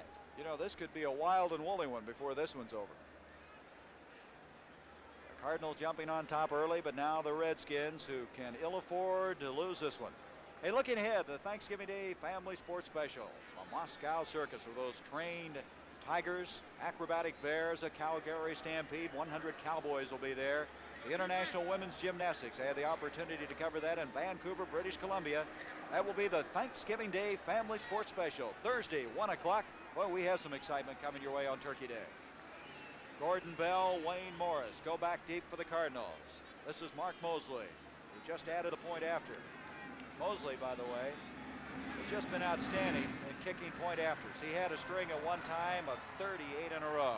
Here comes Wayne Morris. And Morris brings it out across the 35 to the 37-yard line. Morris does not return kicks very often. Pete Wysocki is over there, a 27-yard return. And the Cardinals now with a 24-7 lead. Still a lot of time left in this one, 5:30 in the second quarter. And St. Louis again has good field position. The last time, 5 times, they put the ball in play. They got it on the 49, 42, plus 41, 41, 37. And they're in good field position here again on this drive. And the crowd now is on their feet here in RFK Stadium. They sense the Redskins could be making a comeback. Hart gives off to Steve Jones. Jones with running room, and he's out to the 45, 46-yard line. And I think of all the things, Hank, that surprised me the most today is the way they're running the football. No question about that. And that time the right guard pulled on the play, Terry Steve, number 68, and they got good execution on the play. Terry Steve, he played for you in New Orleans. I know you're high on him. Oh, I like him very much, and I think he's going to be a great football player for the St. Louis Cardinals, and he can play for a long, long time, providing he stays healthy. Second down, a long yard to go.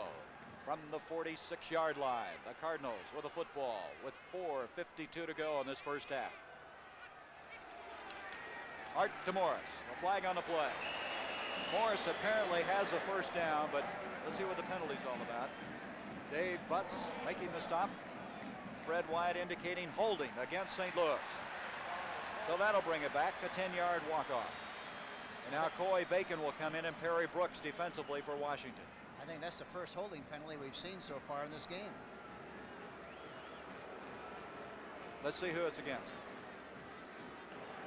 Holding number 54, offense. That's Tom Banks, the All-NFC center for the Cardinals.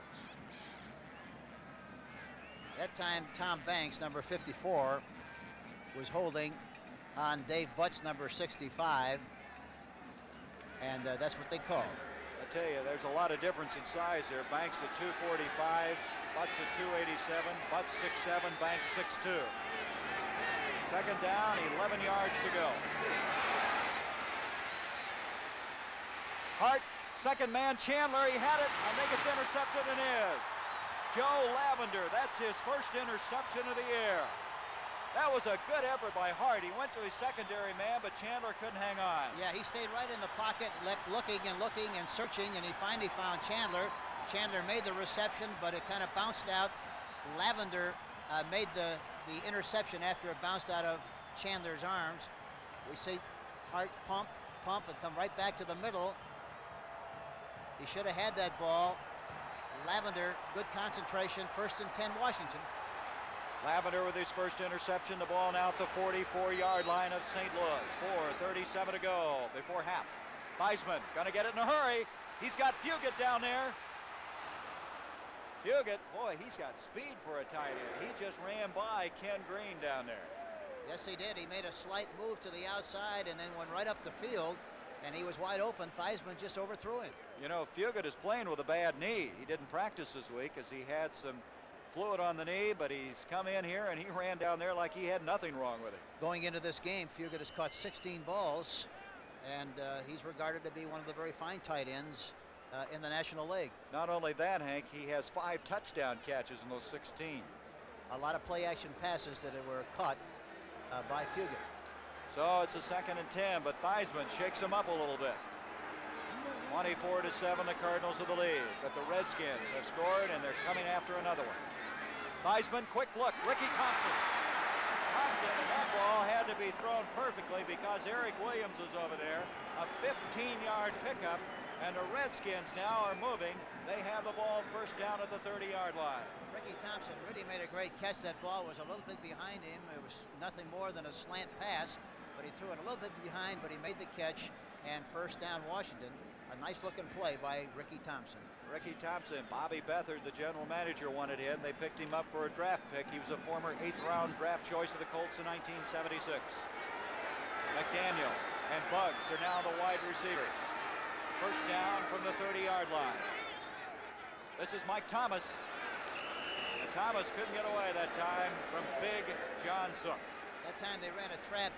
Dan Nugent, number 62, was trapping the defensive right end of St. Louis, but the mesh between the quarterback and the fullback was very poor. They had some contact, and as a result, it wasn't a good-looking play. Boy, Thomas is having tough sledding today. He's carried the ball 5 times for -5 yards. And there was a good example out of a Zook reacted very well. Thomas has gotten a lot of criticism looking at some of the scores. New England leading the Jets. He missed 3 games with an ankle injury, and a lot of the teammates felt he should have been playing. On a 2nd down. Pressure by Arneson, and help arise from Dawson. And Theismann is thrown for a loss way back to the 45-yard line.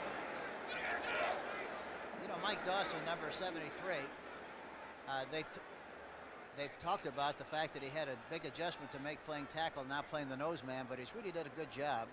73, Mike Dawson. There you see him getting penetration. And then you see Mark Arneson, 57, on the blitz, and they put a double dip on him. Took his head off on that play. Yes, they did. Arneson, by the way, had 3 sacks coming into this game. He's very good at that linebacker blitz. So the loss now is going to be 3rd down, about an acre to go. 3rd and 24 from the 44-yard line. Buggs, McDaniel, the wide receiver. Theismann, pressure put on again by Dawson, gets it off to Harmon. Harmon's got some running room. Harmon is to the 32. He's still short of the original line of scrimmage, but he picked up 12 yards on that play. Ken Stone made the stop, and you could see his field start to open up for him. Yes, they overran him, and it was a play-action screen. They faked to Harmon, and then Harmon sets up to the right side, makes the reception, and cuts back across the grain. He's overrun there by the St. Louis players. John Zook had a shot that missed and overran him. but he's finally tackled there by Kenny Stone, number 23. This is going to be a 50-yard field goal attempt when the action is back in. We have the 2-minute warning. The Cardinals lead at 24-7. The Redskins going to try to add 3 points.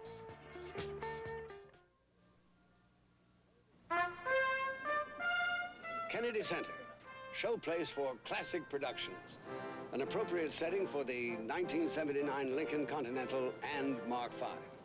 Perhaps the last on this grand scale. This year there's the Collector Series, the most luxurious Lincoln, roomiest sedan in America, and a Continental Mark V with its own elegant roof design. A Collector Series Lincoln or Mark V. They'll make this year a classic.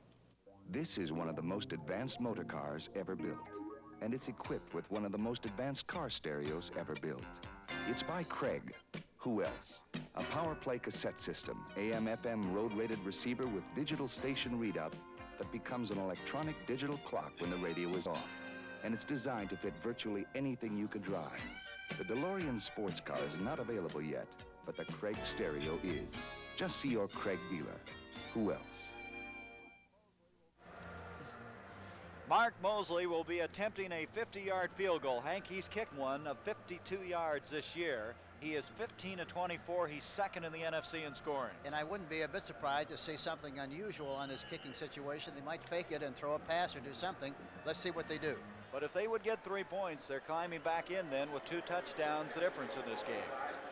So Joe Theismann will hold. Now, as Hank mentioned, he can throw the football. But Mosley's going to kick it, a 50-yard attempt, and it looks very good. It is. Oh, he kicked it right through there. Beautiful. Beautiful kick. That ball didn't move from left to right an inch as he drilled it right down the middle. It looked like it was on a trolley line, went straight as a string. Looked like one of your approach shots to the green. And now it's a 24-10 game with 1:55, and all of a sudden now the Redskins, after trailing 24-0, are back in it. Looking ahead to that Washington game on Thanksgiving Day from Irving, Texas and Texas Stadium. Washington against Dallas. Boy, who knows what's going to happen on that one. 3 o'clock Eastern time, and all the action begins with the NFL Today as Brent Musburger, Jane Kennedy, and Irv Cross. They'll keep you informed as to what to expect and what will happen through the course of the day.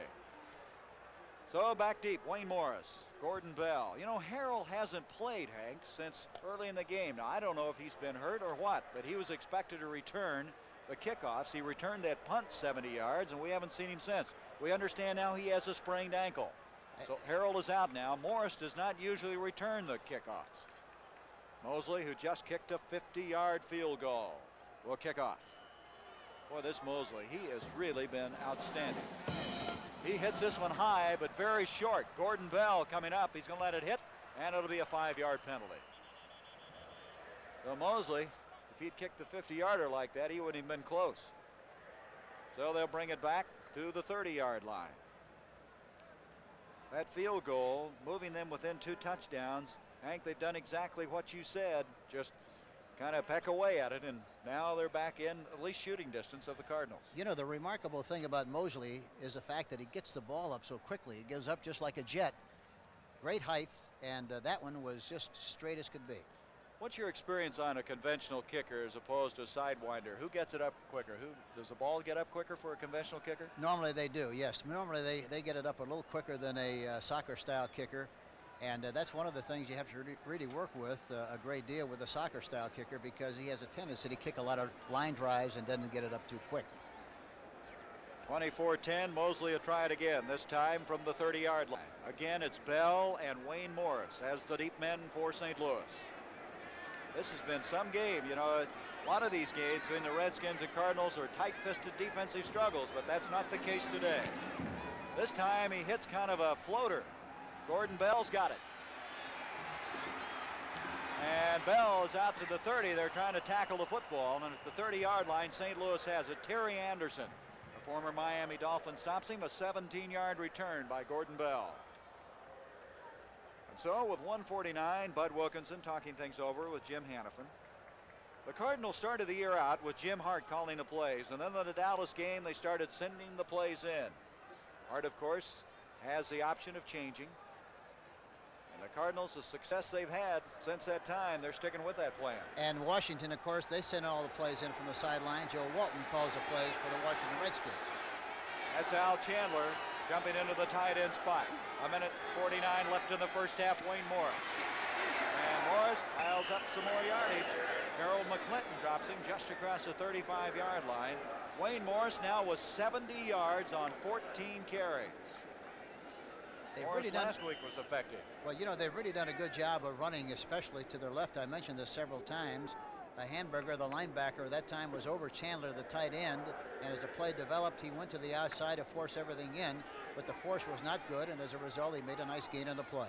You see the time in the upper right-hand portion of the screen. 2nd down and 5. Steve Jones. Jones gets out to the 38. Mike Curtis in on the tackle again. And now Washington's going to use a timeout. They feel they're going to get a good crack at this football with 1:02 left in the first half of play, so they're going to use a timeout.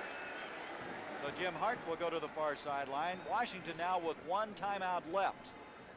And we come to a 3rd down and still 2 yards to go. In the red jacket there is Steve Pozarkowicz, who started 1 game this year for the Cardinals. That was against the New York Jets. And Jim Hart. What a courageous effort by this guy, Hank. He came off of a shoulder separation, a badly bruised shoulder. Missed only 1 game. He'd played in 65 straight prior to that injury.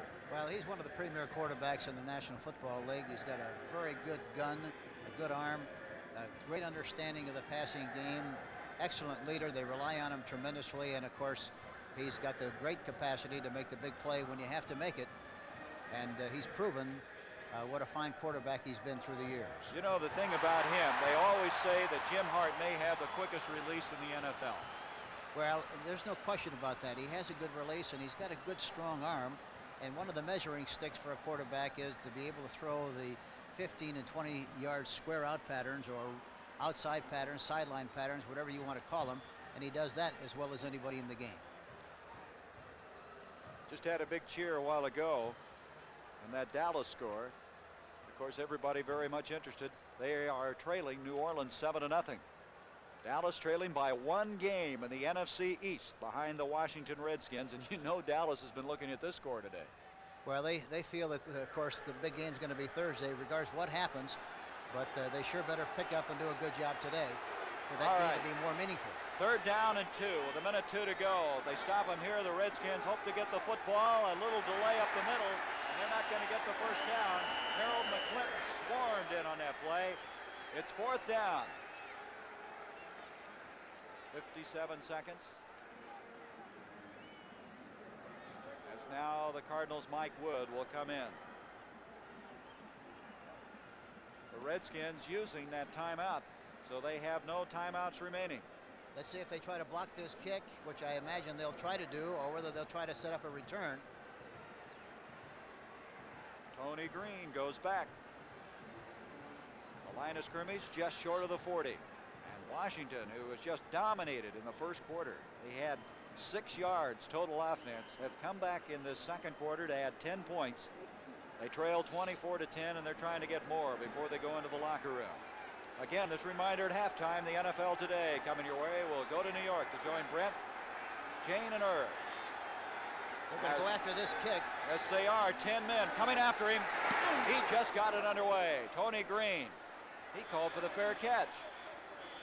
And so the 24-yard line will be the line of scrimmage. I don't understand, Hank. Why did he call for that? Well, he evidently felt he wasn't going to have any help. It wasn't a return, and he predetermined that he was going to signal for a fair catch, and really he should have ran it back because it was only up in the air 3.2, and those are the kind of kicks you like to bring back. And there was nobody really down there for about 10 to 12 yards from him. No, he had a good chance to bring it back for a nice game. That was a 36-yard kick by Mike Wood under some real pressure. So with 51 seconds, Theismann's going to try to do something. Dawson got him. He got away. Help arrives from Tim Carney, and Theismann is really roughed up back there. Joe Theismann, they almost undressed him on that play. That looked like a screen pass, the way they poured through there that time, Gary. He had no chance to get rid of the ball that time. Well, they have no timeouts remaining. What they're doing, they're waiting for the defensive and offensive players to get back. So they're stopping the clock until they're set. Now they'll put it back into motion. Redskins, no timeout. You see it. 2nd and 19. And McDaniel, I don't know what happened on that play. Evidently, with Niels going up in front of him, he lost sight of the ball. Yeah, he didn't look like he got his head around in time, and he wasn't ready. He was going right down the seam of the zone, and he was open on the play, except that he just, for some reason or other, just did not see the ball, and it went over the top, and Carl Allen almost made the interception. So it's a 3rd and 19 with 37 seconds from the 15-yard line. McDaniel, Ricky Thompson, Gene Fugit is a tight end to split out. Fugit can play like a wide receiver. Theismann, a lot of time. Fugit, he can't hang on. He had the first down yardage. He was right to the front of that stick where he had to go, but that'll bring up a 4th down. Yes, he threw the ball. He was wide open, but the ball is thrown behind him. Watch him. Here's Fugit breaking into the open area because everybody is playing very, very soft and very deep. He had a chance to make the catch, but didn't. So now with 32 seconds, the Cardinals have a crack at doing something with the football. The ball at the 15-yard line. Back deep goes Gordon Bell. Bragg will kick from his own end zone. It's funny how all of a sudden the strategy of the Redskins may haunt them here with 32 seconds left in this first half. Bragg hits one very high. Fair catch by Gordon Bell at the midfield stripe. So the Cardinals, after that 35-yard kick, would like to at least get within field goal range. Yeah, they've got a chance to, too. They get one down and they're close enough. Bakken can get it through there for another 3 points. Let's see what they do. Bakken already in this game has kicked a 32-yard field goal. There's Bud Wilkinson. Offensive line coach Jim Hannafin, Jim Hart conferring. At the midfield stripe, there's your time remaining. It's a 24-10 game. The Cardinals with the lead. They'll have Gray and Tilley as the wide receivers.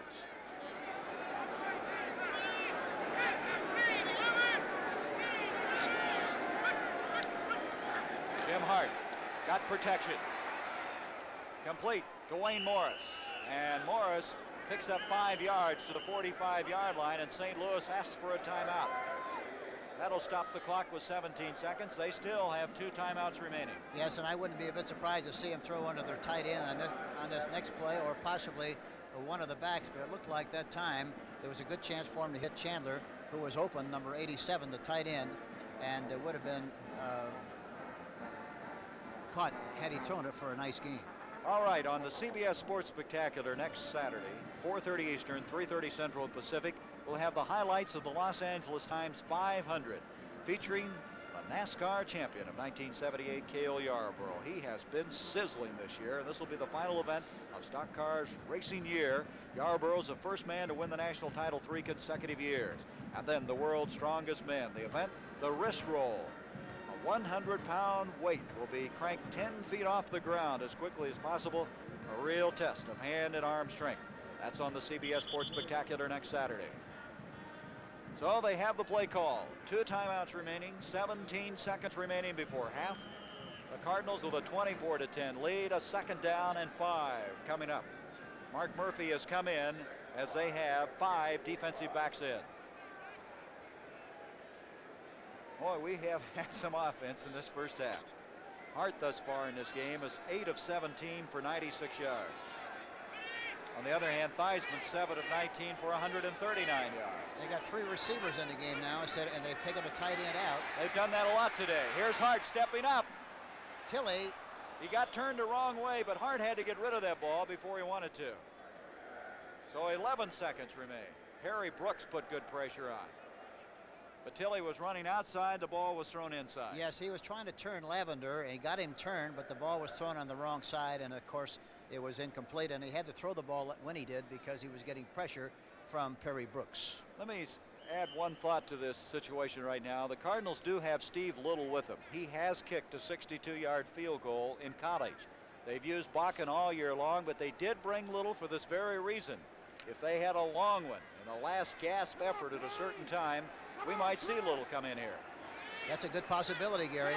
3rd down and 5. They brought Wood, Little, and Bakken, 3 kickers. Here's Hart.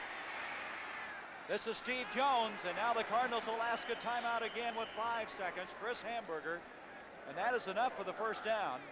And they're going to try a field goal, I believe, or let's see who's going to try it. They have the 1 timeout remaining.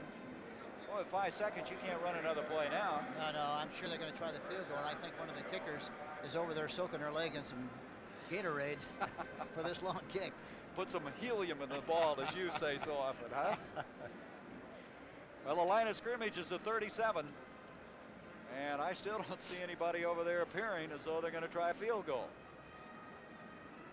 5 seconds left, 1st down, 1 timeout remaining.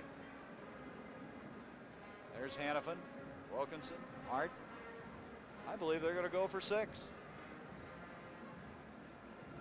That'd be a long field goal, wouldn't it? Yeah, it really would be, and I haven't seen Steve Little kick, but it would be a very long one, of course, and he's been out for so long, I'm sure that they're afraid maybe that if they get the thing blocked, why it could be a disaster play, so I'm sure maybe they're going to try to do something on top and just kind of throw it up for grabs and see what happens. So the Cardinals with the last play of this 1st half, and we have had some excitement here today. A little bit of everything. Cardinals jumping on top 24-0. They now trail it, or lead it rather, 24-10. Gray, Steve, and Tilley, 3 wide receivers are in.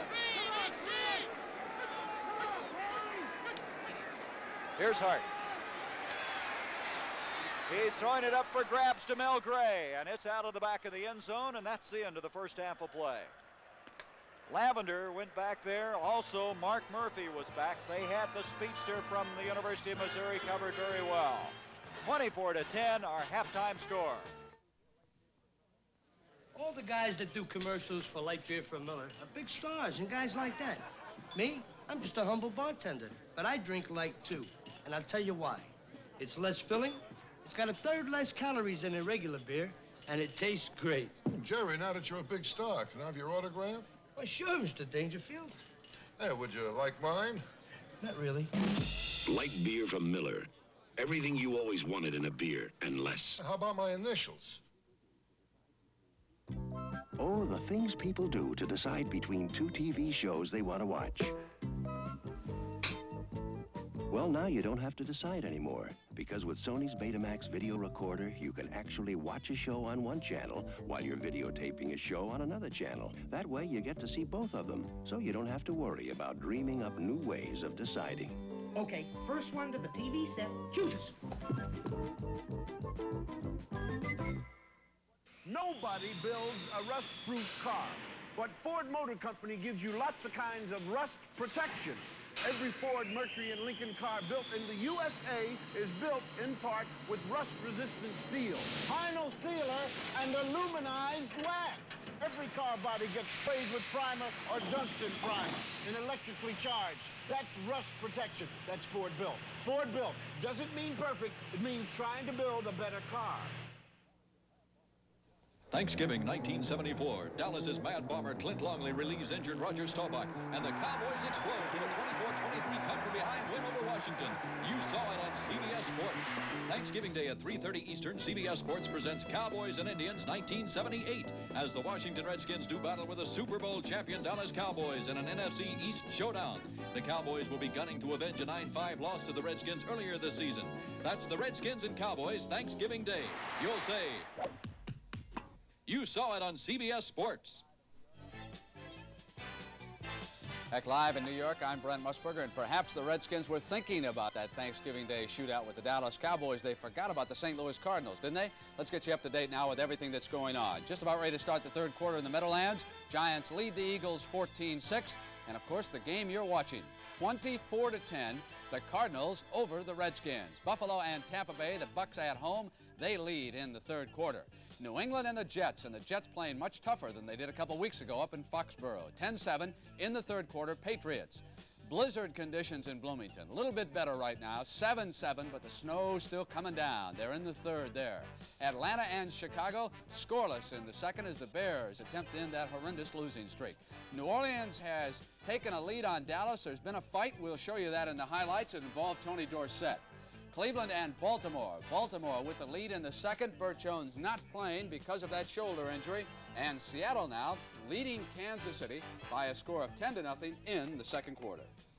You know, Brent, there's a lot of crazy things going around in the NFL today. I think what it's called is whatever trick you can possibly dream of or come up with, let's try and use it. The gadget plays, I think, Jane, the quarterbacks are sitting down there with a stick saying, you go here and you do this, just like we used to do in old Sandlot days. If you don't believe it, take a look at some of this action. Fake field goal inside lateral for Houston.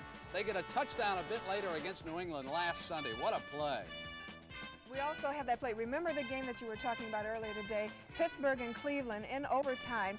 The flea flickers here are coming up every other time, and eventually Terry Bradshaw gets the ball and throws it down the field to Cunningham, and they make a touchdown.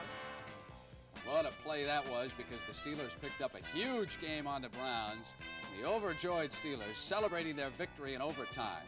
But then, Jane, last Sunday, time running out in the Superdome in New Orleans. Time for one last play. Atlanta comes up against the Saints. Frank Lieber and Tom Addy calling the action for CBS. Bartkowski going low for Wallace Francis. Francis leaps. Ball is in the air. Touchdown, Alfred Jackson. Atlanta, desperation pass, and they do it, Frank. And so that was last Sunday, and right now I'm told they're threatening, so let's go live to Soldier Field in Chicago. Here it is, third down, Atlanta with the ball. 2 yards to go, and they are down at the 7-yard line of the Bears. It's a bit nippy in Chicago, not too bad today, however. They needed 2, and I don't believe they got it, although it's going to be very, very close because they were down around the 7. They will probably have to come out at this point and measure it right there. They spot the ball on the 5, and I see that first down marker is just right there. It is a first and down. They will not even have to measure it. So the Falcons with a chance to go ahead. Remember, it is scoreless, and 4 new defensive players trot onto the field now for Neil Armstrong's troubled Chicago Bears. Atlanta coming up. Bartkowski, the quarterback. So that's the goal line defense. 5 linemen down. Man goes in motion for Bartkowski. Stand back. And the defense throws him for a loss of 2 yards. So it'll be about 2nd and 7 for the touchdown right now. Jerry Muckensturm is number 58 there. He's the linebacker on that side coming over. The Bears' problems this year have revolved around their defensive unit. You think about the Bears of old. You think about Bill George and Dick Butkus and all those great middle linebackers that they used to have. But now they're somewhat troubled. And you can see that Armstrong is rotating fresh bodies. Brad Shearer, the rookie out of Texas, is down there in the middle of the line. 2nd and goal now from the 7 as Bartkowski comes up. Stand back, the lone setback behind him. They slot the man to the left. The setback and stand back, very close, right about the 1-yard line. Look where they spot that ball. You know, Brent, a sequence like this is always a big test for a defensive club. Now here comes Stanback working off his left guard. He finds an opening there. The Bears went in sort of an overshifted defense. As he comes up, almost reaches the goal line, not quite, and the Bear defense stops him. Now remember, this club has lost 8 consecutive games, the longest losing streak in Bear history. Here they are with their backs against the wall. It's a good test. You know, it's tough to keep anybody out of the end zone when you're only 1 yard away from the goal line, but let's see how tough the Bear defense is. Okay, our 3rd and goal now as Bartkowski brings him up. No score yet in this game. Chicago and Atlanta. Man in motion to try to string out that left side, and they ran at it, and Muckensturm read it. Bean is stopped short. That was marvelous defensive work. Atlanta set the man in motion to string him out, and Muckensturm, 58, stepped into the vacated hole. He did the play. You cannot see it in this replay, but it was good linebacking by number 58. Plays like this I really appreciate, Brent. You know, they're the 1 and 2 yard gains, the plays in the goal line, which to me mark the strength or weakness of a ball club. Now, I'm sure that Bear defense feels, all right, look, we haven't quite done it yet. They have one more shot at it. Let's do the best job we can here, sell ourselves out, and stop them. Let's see if they can. All right, 4th and goal. Atlanta needs this to keep its playoff hopes alive. Here it is on the gamble, and he stood up and stopped. So Chicago with a marvelous goal line stand, and let's take you immediately live now from Soldier Field in Chicago. This is Dallas. New Orleans leading the Cowboys right now. 3rd and 7 for Roger Staubach. Tony Hill is split to the left now, and Billy Joe Dupree, 89, comes into the right side. Cowboys trying to go in from the 14. Staubach. Dupree is at the 2 for the first down for the Cowboys. Cowboys trailing New Orleans right now by 7 points. And Irv, here's the replay on it. Boy, I really love this kind of a play. Good pass protection up front. Staubach having plenty of time, making a good delivery to a big target. Now, Dupree stands around 6'4" or so. When he turns his back to a defensive back, he kind of blocks out the sun. All right, 1st and goal, and we will be in Dallas on Thursday afternoon for live coverage of that showdown between the Cowboys and the Washington Redskins. And the NFL today will be 1/2 hour before the kickoff. George Allen will join us down there. Everything out of Dallas, Texas. Here it is, 1st and goal now. 2 tight ends in there. Dorsett busts across. Dorsett for the touchdown. And the Dallas Cowboys are on the board against the New Orleans Saints. We'll keep you up to date on the extra points as the NFL Today continues on CBS after these messages from your local stations. Get ready for Bobby Benton's Rock and Rollers with Penny Marshall, Eric Estrada, and more. It's dance, it's roller skating, it's madness like Grease on Wheels. Coming November 20th. This is CBS. New Orleans, Dallas, I want to show you what happened before we took you live to the Cowboy touchdown. New Orleans, of course, scored first. Archie Manning having a tremendous season for the Saints. Bobbled the ball. He's also a good runner. Turns it loose and gets down to the 5-yard line.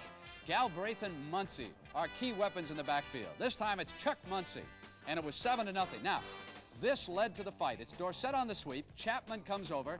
There's a face guard penalty right there, and then he follows Dorsett to the bench, and look at Tony's teammates jump up there to protect him.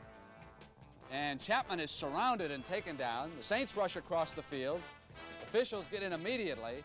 And right now, of course, Dallas and New Orleans are deadlocked down in Irving, Texas. And let's send you back to Gary Bender and Hank Strand. Okay, Brent, thank you very much. 24-10, our halftime score, and it's really been 2 different football games in this first half, Hank. First half, it was all St. Louis. Our first quarter and the second quarter was all Washington. The statistics pointed out after 1 quarter of play, the Redskins had only 6 yards in total offense. Well, it's very obvious that they miss John Riggins. John Riggins is their leading ball carrier, and in conjunction with that, they miss his blocking. Mike Thomas has carried the ball 5 times for -5 yards. They rushed for -3 yards in the whole first half, I think it is, Gary. And as a result, you have to give St. Louis a lot of credit for the kind of a job they've done defensively, but there's no question that they missed John Riggins. Now the Cardinals took a 24-0 lead. They came out of the chute. Will Harrell returned a punt 70 yards for a touchdown. That's the first time since '74 anybody's done that against the Redskins. Well, you know, as we talked about early in the game, St. Louis came into this game very loose, very relaxed, nothing to lose, everything in the world to gain. I think from a psychological standpoint also is the fact that... Oh, no! My flight takes early. Whew. You sure didn't spend any time getting dressed. Linda, tell him I'll be there in a minute. Maybe he'd look better in Hager slacks. Or Hager sport coat and slacks. He could even afford a Hager vested suit. And that's a look I can't afford to pass up. Oh, hi. Susan? Close enough. For me? Hager, because looking good makes you feel good. Ready or not, here I come. Ever need to rent a car fast? Nobody does it better. Hertz leads the others by far. Nobody does it faster for you. Hertz, the superstar. Nobody has more of what it takes to get you into a new LTD or other fine car faster. Hertz, the superstar. 15 years ago, I thought I had it made. I was an all-pro linebacker with the Rams. My wife had just presented me with a beautiful new baby girl. I had a great off-season job. Then I found out I had cancer, and I thought my world had come to an end. But I was wrong. My life was just beginning. Early detection and treatment meant recovery for me. And here's the secret. No cancer 7 warning signals. My wife knew them then and loved me enough to get me right to my doctor. Here's what to watch for.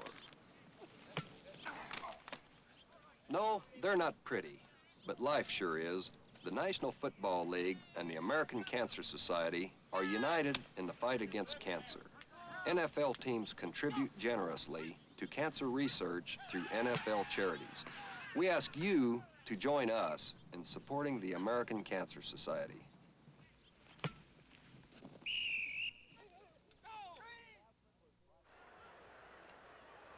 The preceding announcement was brought to you as a public service by the National Football League.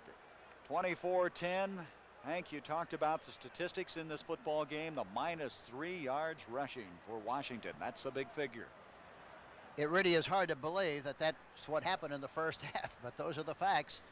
And you can't attribute all of that to the fact that they missed John Riggins, because you have to give the St. Louis Cardinal defense a lot of credit, and the offensive line of the St. Louis Cardinals, because they really did a good job of moving the Washington Redskins off the ball in the first quarter especially. They had good field position, and when they had an opportunity, they put points on the scoreboard. The time and possession also in favor of St. Louis. It all started with Harrell's 70-yard punt return for a touchdown, the first one that the Cardinals had been able to produce 6 points with the entire 1978 season. And then Jim Hart on a pass deflected from Mel Gray, landed in the hands of Dave Stieff for a 21-yard touchdown, and it was 14-0. And then they came back, and Jim Hart hit Al Chandler with his 3rd touchdown catch in as many games. Bakken made it 24-0 on a 32-yard field goal.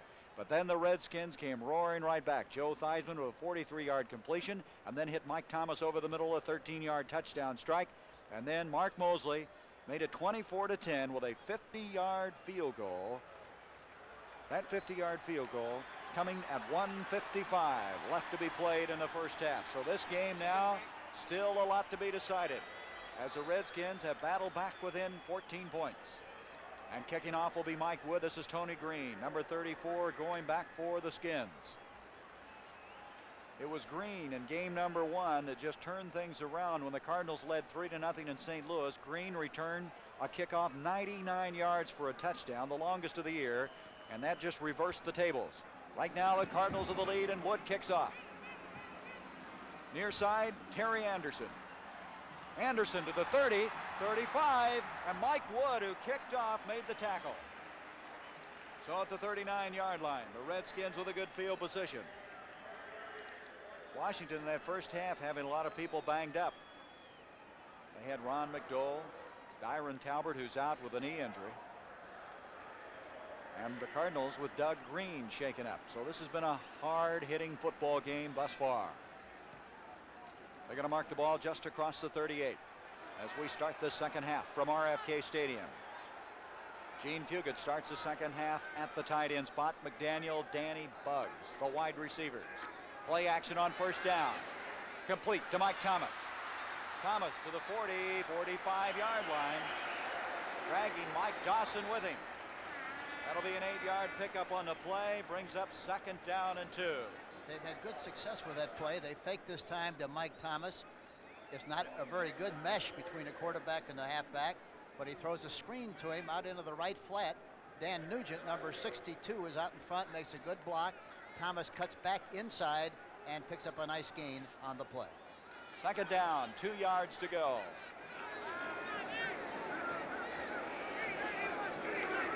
This is a give to Clarence Harmon, the big fullback, and he's got the first down. He lunges forward just short of the 50-yard line.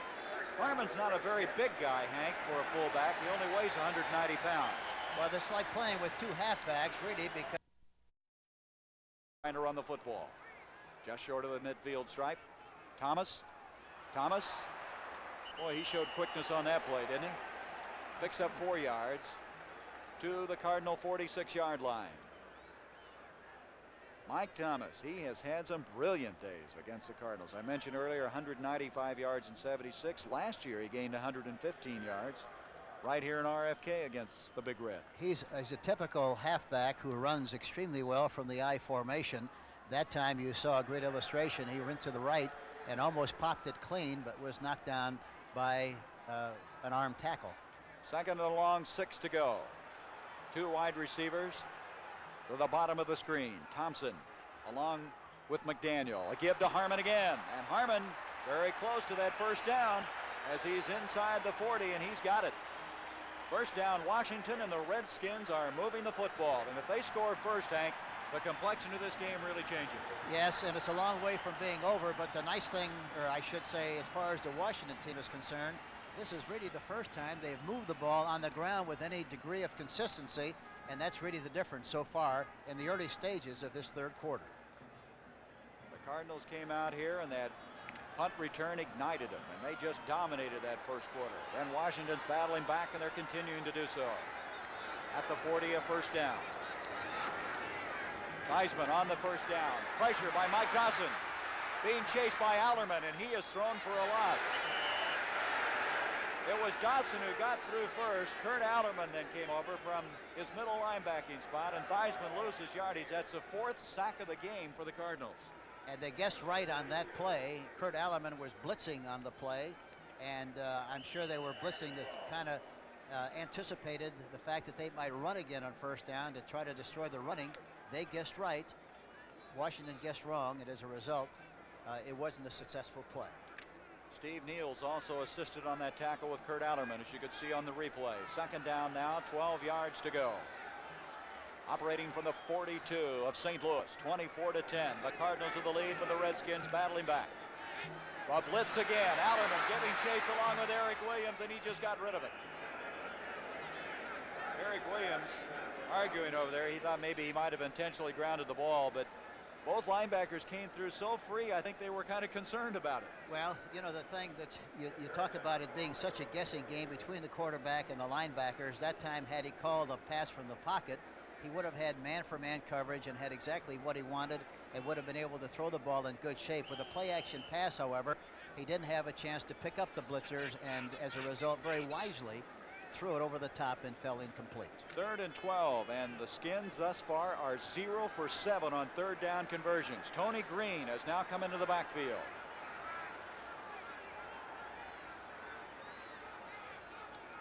On a 3rd down and 12. Theismann, that's Ron Jankowski. A flag is thrown. Jankowski got there first. And then coming over was Zook. And it's going to be holding against Washington. So the Cardinals putting on good pressure that time on Theismann. Let's see if they refuse that penalty. It'd be a 4th down if they do. That's what they're going to do. So to bring up a 4th down, and Gordon Bell will go back for the Cardinals for this punt from Mike Bragg. So it looked like the Redskins were on their way, and then some good pressure put on. Yes, and here again, you have to give a lot of credit to the defensive linebackers and also the front 3 of the St. Louis Cardinals. Here's Bragg from the 40-yard line. He'll be kicking to Bell, who stands at the 10. Bragg, an 11th year man from Richmond. This guy hasn't had a block and coming into this game in 335 kicks. He's going for the corner. And he's going to like that one. Nope, it made it in. It looked like that ball was going to go out at the 1-yard line. Instead, it goes into the end zone for the touchback. A 45-yard kick by Mike Bragg, who just missed, picking up about the 1 or 2-yard line. There's timeout, 11-11 to go, 3rd quarter. The Cardinals lead by 2 touchdowns. Dad, when are we going to get to Grandma's? Dad, are we going to get to Grandma's? Darn, I forgot to put in Prestone. Take out the old, put in the 2. Put in the Prestone, Prestone 2. Protect against freeze-ups and corrosion. Take out old, weak antifreeze and put in America's most trusted antifreeze, Prestone 2. Take out the old, put in the 2.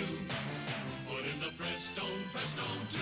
And when you flush your cooling system, use Prestone Super Flush. Here's to good friends. Tonight is kind of Frank special. burn the trout yet? No, but we're ready. Okay, you guys, knock it off. I don't believe it. And a little something to go with it. Lowenbrow. Lowenbrow. And you guys don't deserve it, but my trout does. When you want the taste of a truly great American beer, tonight, let it be Lowenbrow. Well, Frank, we apologize. The beer's terrific. Thanksgiving Day at 3 p.m. on CBS Sports. See Jack Party's Washington Redskins knock heads with Tom Landry's Dallas Cowboys. You'll say, you saw it on CBS Sports. At the 20-yard line, the Cardinals have the football for the first time in the second half of play. After a 45-yard kick by Mike Bragg. Give to Wayne Morris, and Morris now has just produced his best rushing day. He had 70 yards prior to that carry. He now has 78. His best effort of this season was 72 yards against Miami. So Morris having quite a day. His first start of the year at fullback. You know, they continue to do what they did very well in the first half. They did a lot of good running to their left. And the first play from scrimmage in the third quarter, they ran to their left again and picked up 8.5 yards in the play. Second down. Give to Morris again, and he has the first down as he falls across the 30-yard line. Dave Butts over there to make the stop. So the Cardinals now will try to reestablish what they had going for them in that first quarter. Well, that's what you have to do at halftime. You have to take stock and take an inventory of what was successful for you. Sometimes if you're not careful, you don't go back to the things that were good for you in the first half. And then you look at the game films on Monday and try to figure out why you didn't go back to what was very good for you. First down just across the 30-yard line. Bottom of the screen is Pat Tilley. Mel Gray split out at the top. A give to Wayne Morris, and Morris scampers close to the 35-yard line. Brad Dusack made the tackle. Wayne Morris was the guy who played the fullback last year. It was Terry Metcalf was the running back. Now Morris has the speed, Hank, but his biggest problem, he doesn't know how to run wide. He's had a tough time getting outside. Well, you know, that comes with a little experience too. I think so much of it is predicated on how well you read, and sometimes a fast guy has a hard time being patient enough to read like he should and make the right moves. On a second down, Morris this time gets to 35, and that's all. Roy Bacon made sure of that. Bacon, who was shaken up earlier in this game, seeing a lot of action now. He suffered a shoulder injury. And now it's going to be third down, still 5 yards to go. Make it 6 as the ball is on top of the 35-yard line. You know, one play they ran very well in the first half. They ran it twice. From the I formation, they pitched the ball to Jones, and he made big yardage, but they have never come back to that play and since they ran it 2 times in the first half. Boy, you saw the Giants leading the Eagles. Giants losing in overtime last week to Washington. They've come back. Here's Hart. Hart to Tilley. Look out. Interception Williams. Gerard Williams. And Hank, that ball was just floating up there. Yes, it looked like a ruptured duck that time coming over the top.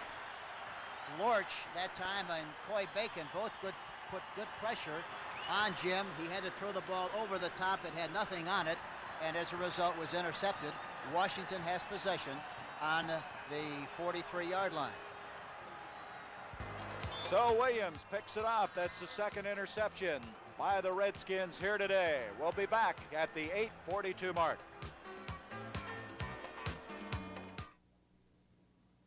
I'd like to show you how science helped create a new Mercury Marquis standard of driving comfort for '79. The most scientifically engineered Marquis in history and most beautiful. Computer-assisted design makes Marquis more spacious. No car in its class has higher ratings for room or trunk space. A new steering ratio makes Marquis more responsive. Even Marquis' ride has been re-engineered. Corners flatter, takes dips and bumps with greater stability. Test Marquis' new standard of driving comfort yourself. If you've ever wondered how something so big got off the ground, part of the answer is light, strong aluminum. Aluminum's high strength and light weight made modern aviation possible. Aluminum is important to most forms of transportation because taking the weight off planes and trucks, and now cars, saves fuel. Aluminum in transportation can be an energy saver today. We can't wait for tomorrow. Alcoa can't wait. The Redskinettes here on a beautiful day for football. Temperature kickoff time 54 degrees. That interception, the second interception by the Redskins. Gerard Williams, third of the year. And now from the 43 of St. Louis, the Redskins have a chance to cash in and pull within 7. Theismann on first down. He's been throwing a lot on first down. Down there is McDaniel. Touchdown. So they waste no time. A 43-yard strike. That's the second 43-yard pass that Theismann has completed here this afternoon. And they completed that on Lee Nelson, who is playing the position for the injured Roger Worley. And he threw it right over the top. A play-action pass. They fake the ball to Harmon. He goes back to the left side and just pumps it right up, throws it over the top of Lee Nelson. McDaniel, number 86, makes the reception in the end zone. And the Washington Redskins are back in the ball game, 24-16. That's McDaniel's fourth touchdown catch of the year. Kick by Mosley is on the way. It's perfect. And now all of a sudden it's a 7-point football game. The Cardinals led it 24-0, and now with 8:36 to go in the third quarter, it's 24-17.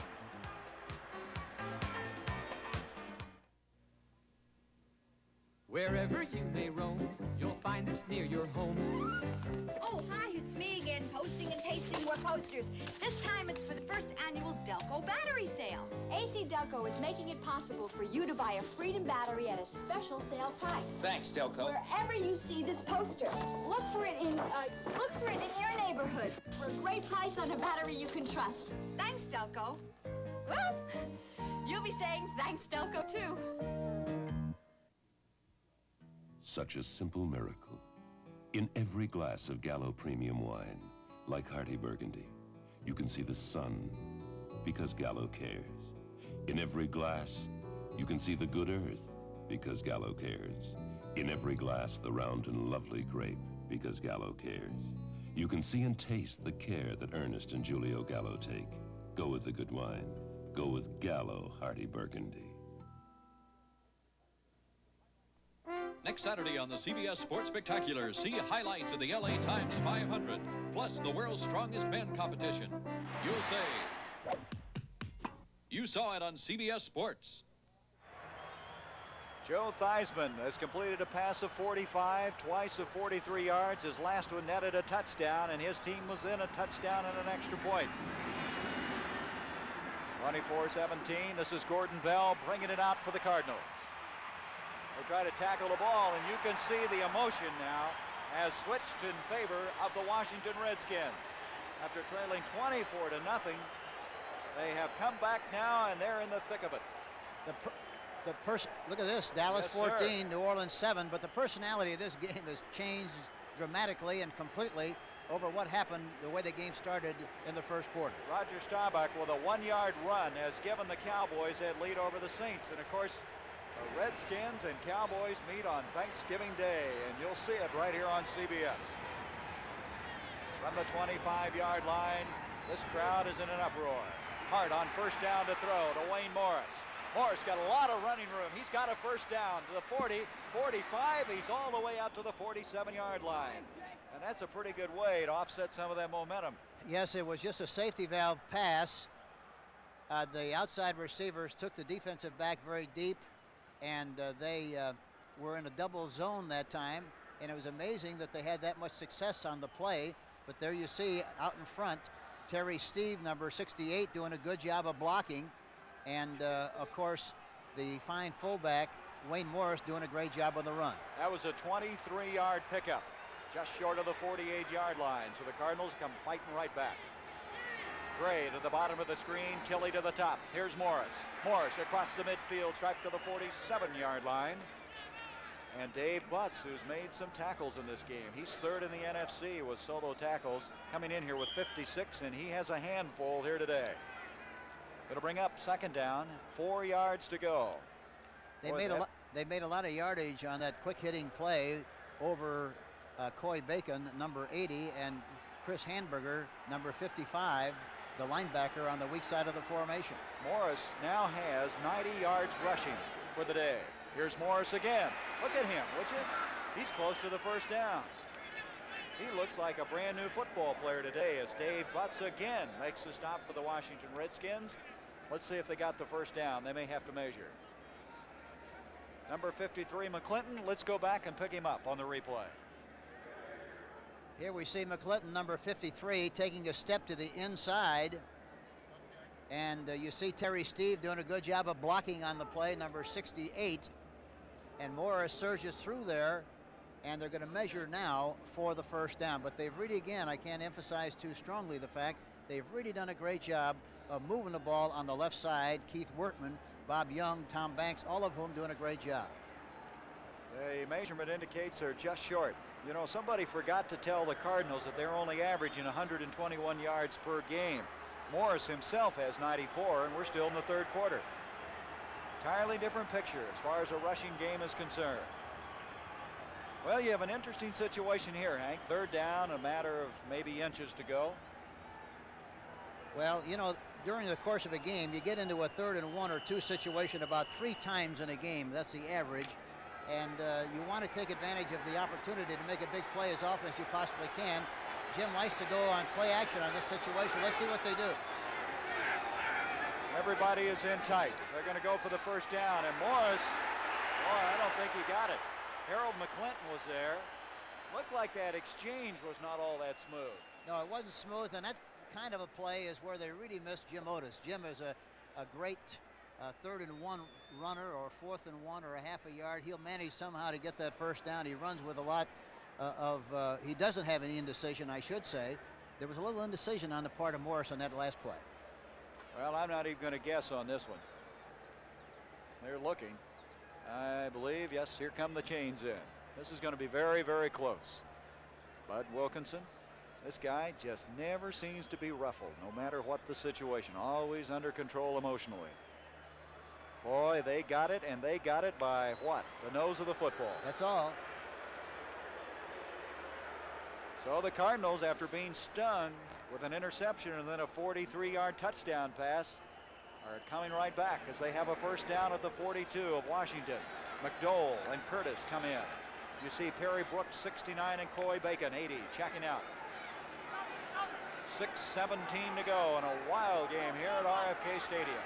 Third quarter. Wayne Morris. Morris continues to sparkle.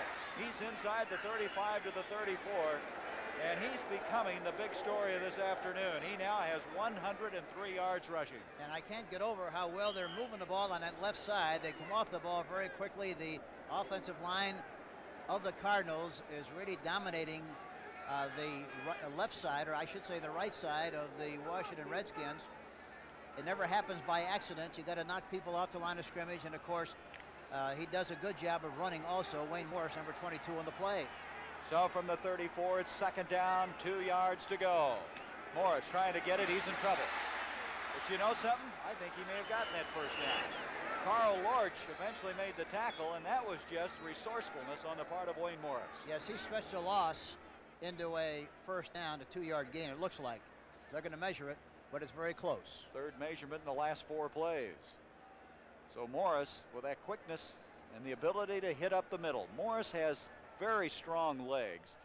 He's not a heavy guy by any imagination. I mean, he weighs 208 pounds, but he's a good blocker, and he's a real competitor inside, and he feels he's at home now at that fullback spot. They're just short of the first down. Well, the other thing about him is, you know, he's got good, strong legs, but he's got very happy feet.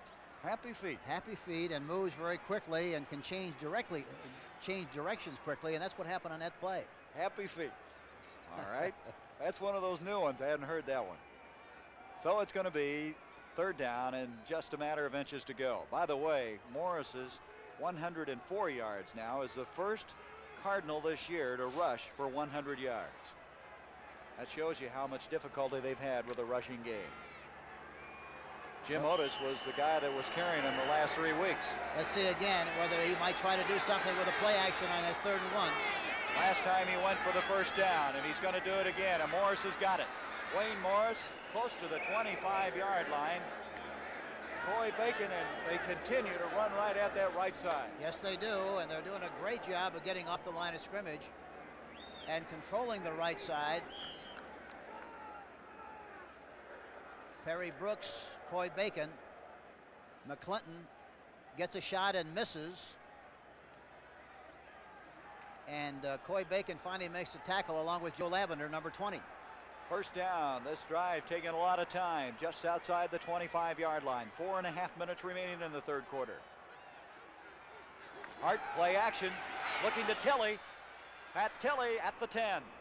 Pat Tilley, who really can run a beautiful pattern, did it there. They did exactly the same thing they did earlier in the game. They fake inside to Morris on a play up the middle, and then Tilley looks like he's going to run a slant pass, which is what they've done a lot of in the past games that I've seen them play. This time he goes in and back outside on Lavender. They know they're going to get one-on-one coverage. They got a beautifully executed play there, 1st and 10, St. Louis.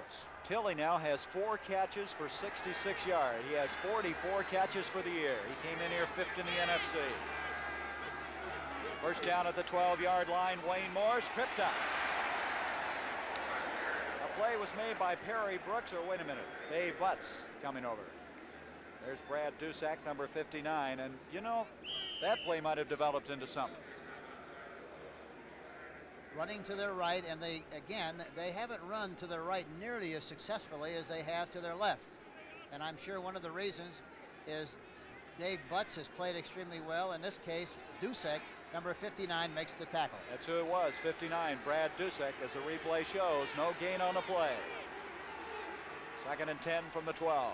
In motion, Steve Jones out of the end of your picture. Here comes Wayne Morris. And Morris might have gotten 2 yards. Harold McClinton drops him around the 10-yard line. That was an interesting play. They had Steve Jones sprinting out in motion way off to the far side, trying to draw him over there. They tried to reduce the defense by having the defense move a man, either a linebacker or a defensive back, and then run the play, a draw play up the middle. They didn't succeed in moving him enough, and as a result didn't make a lot of yardage on the play.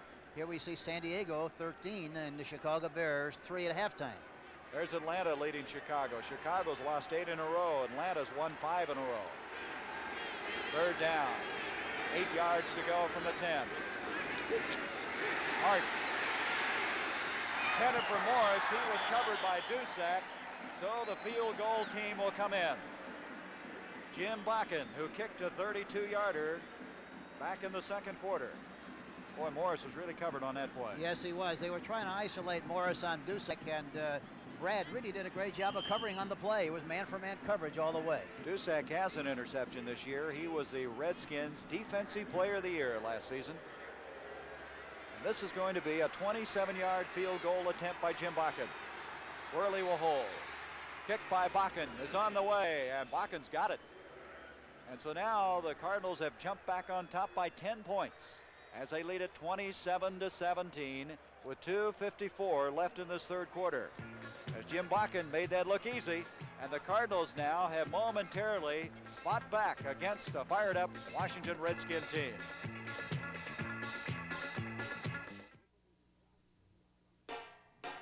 Nobody decides to be a drummer.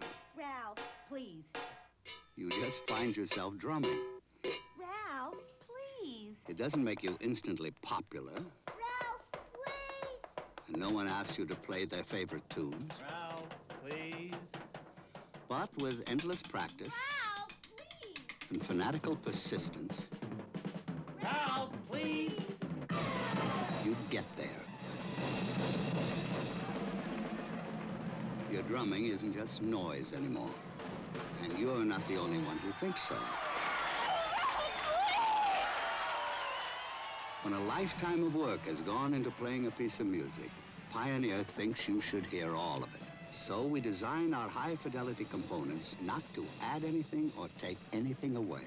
That's why we've become #1 today with people who care about music. Pioneer, we bring it back alive.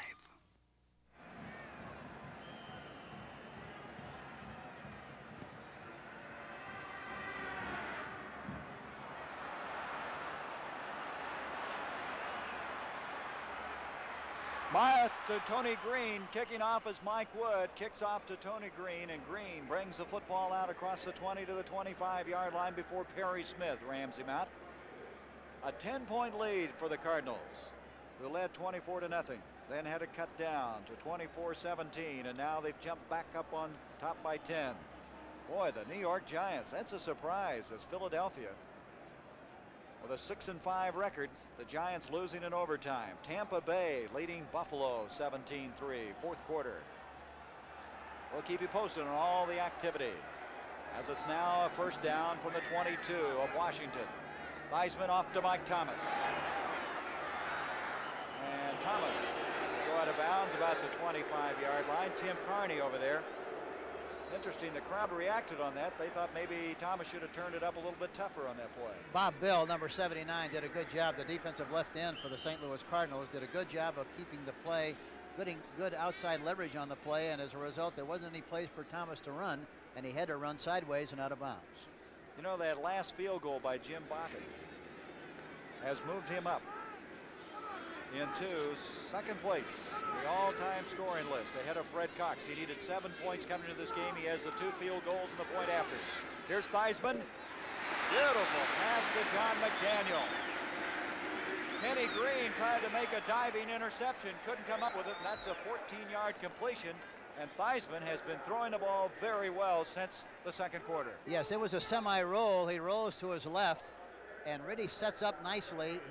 His feet are in good position. His legs are in good shape as far as releasing the football. He gets it right on the money to McDaniel, number 86, and it's a first down for Washington. The ball at the 37-yard line. Bugs, McDaniel, the wide receivers. 2:30 left in this third quarter. McDaniel comes in motion. Theismann on the play actions. Got protection. Wide open, Haynes. Check that, Danny Bugs. I'm sorry. The wide receiver had it for a stride, and that play really was wide open. They were in a zone defense. They went in motion, and they were in a zone defense, and he was right down the seam, wide open. The ball was thrown perfectly, and he just dropped it. Danny Bugs just dropped it.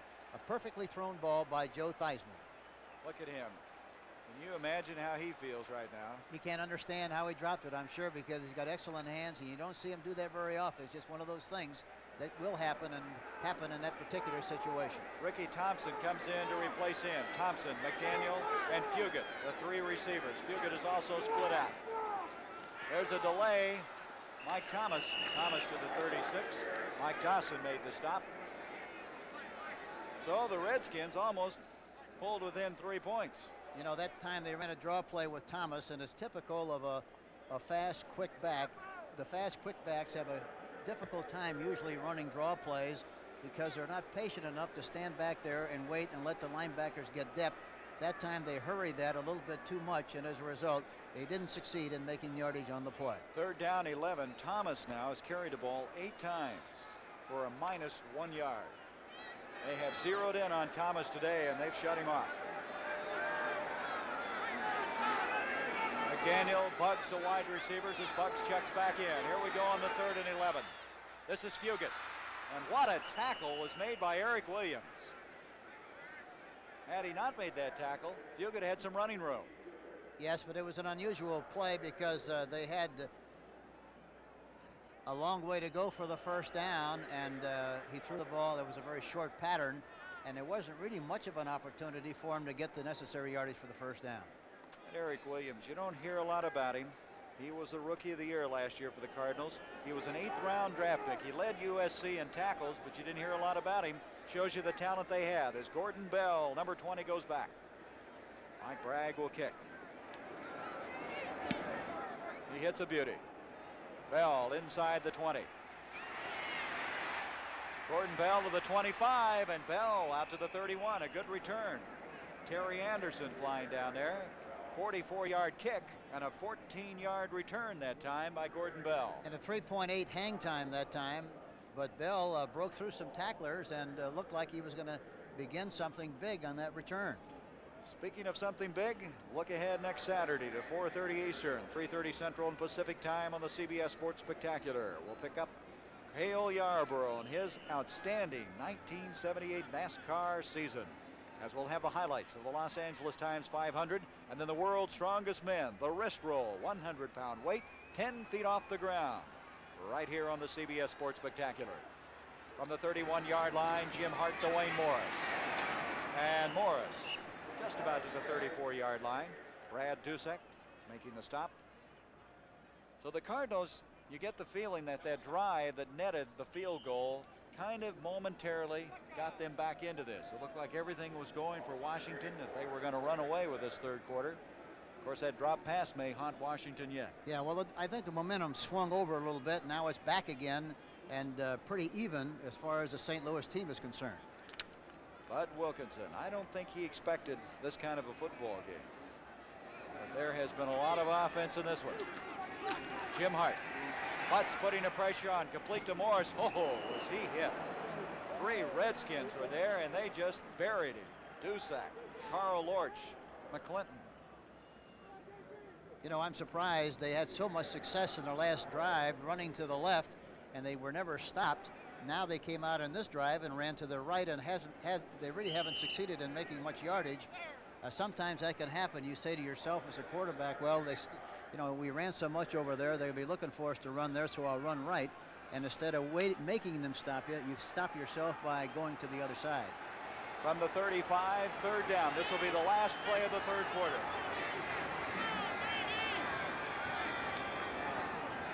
In motion comes Pat Tilley. Hard on the third down. Broken up. Looks like Dave Butts got a hand on it and did. And so that's the end of the third quarter here at RFK Stadium. With the score, the St. Louis Cardinals 27, the Washington Redskins 17. We now pause for a word from your local station.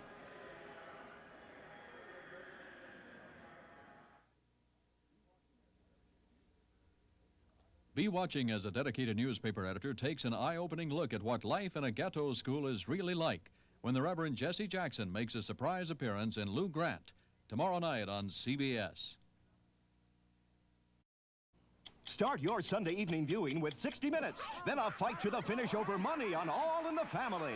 Next, Mel's Thanksgiving runs afoul of the law on Alice. Then Lucy comes to Nashville and on Dallas. You may not be the father of our baby. You tell me. It all starts at 7, 6 Central and Mountain. Jack Barty, his team trailing 27-17 as we start the fourth quarter of play. It'll be a fourth down. The Cardinals will have to kick the football as Mike Wood will go back. Tony Green back to receive the punt for Washington.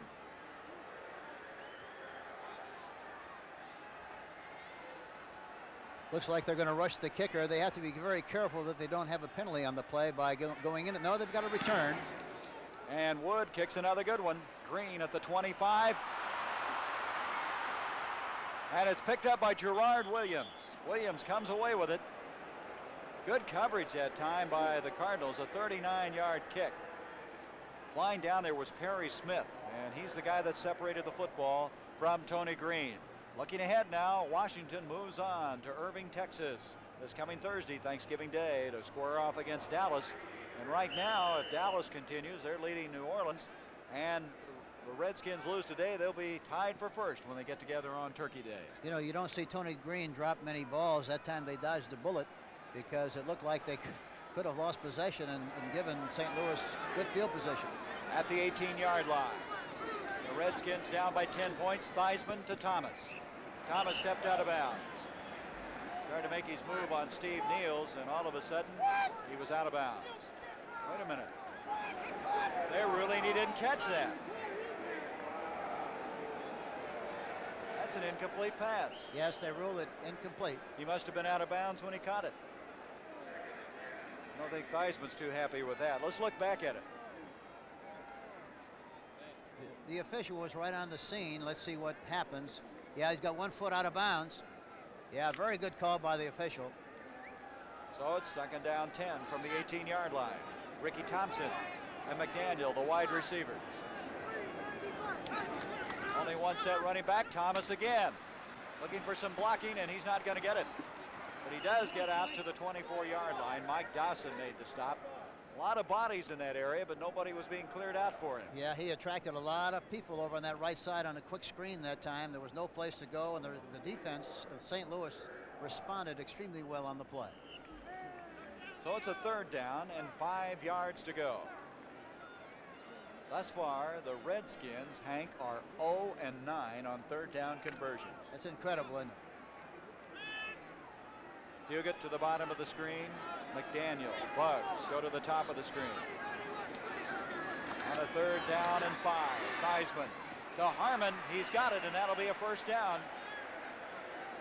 Clarence Harmon, playing in the place of the injured John Riggins, catches it for the first down. You know, it's unusual to see how much attention the Washington Redskins have devoted to licking Lee Nelson. When they wanted to throw deep, they've thrown on Lee Nelson. In other games that we have seen, Carl Allen has been attacked tremendously, and in this game so far, they haven't thrown on his side very often at all. Nelson with his first starting job today, as Roger Worley's out with a couple of broken ribs.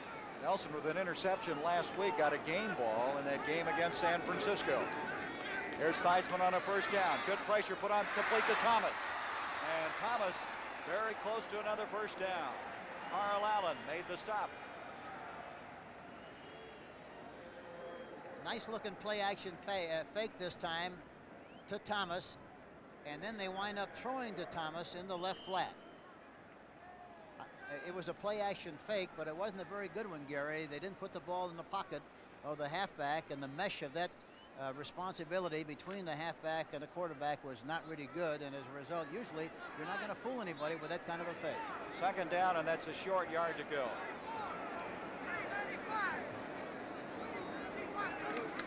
Theismann going for the first down, gives it off to Harmon, and he's on his way, but there's a flag on the play.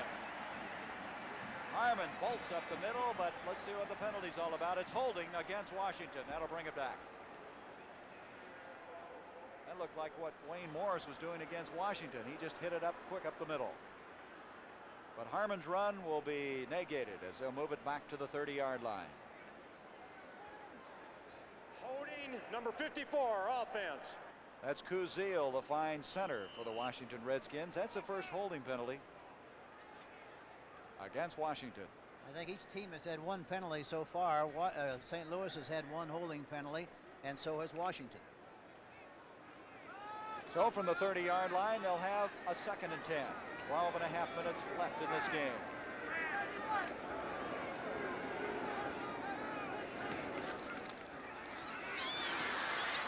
Theismann, complete. That's John McDaniel. And another flag has been thrown. It's against St. Louis. 19-yard pickup as McDaniel has a 43-yard catch for a touchdown. McDaniel goes right down at Carl Allen and drives him back and then cuts to the inside, which is to his left. Gets a good jump on Allen. Allen is behind the flight of the ball. The ball is right on the money. 1st and 10, Washington. There was pass interference on that play against St. Louis, but of course Washington has refused the penalty. They have the first down as the ball is just short of the 50-yard line. I think they declared that Allen hit him a little bit before the ball got there. But it didn't matter as McDaniel was able to hang on anyway. Here's Theismann on the first down, and he's going down. Good pressure put on by Mike Dawson and also Steve Niels. Niels will get the sack. That's the one thing about a play-action pass. If they blitz, which they did, Steve Niels, 53, was blitzing on the play, and Carney was also blitzing on the play, and as a result, you just don't have enough people to block the linebackers, and as a result, a sack is very obvious. And that's the 6th sack of the afternoon for the Cardinals. Chicago, they came in here with 20. Chicago leading Atlanta 10-7. Boy, those Bears had a tough time after winning their first 3, losing 8 in a row. Thompson has come in. He's flanked out along with McDaniel. Give to Harmon, and he's not going to go anywhere because John Zook made sure of that. Lost back to the 40-yard line. Zook is playing one of his better football games of this year. Yeah, he put him in the vice that time. He made a couple of plays like that this afternoon and did a good job. Number 63, John Zook, the great player from the University of Kansas. 3rd down now, and it's going to be 20 yards to go for the first down. Big John Zook. He's had a tough adjustment to make to this 3-4 defense. When they were having that 4-man rush, he could be more outside conscious. Now he's having to take people on inside, and it's affected him a little.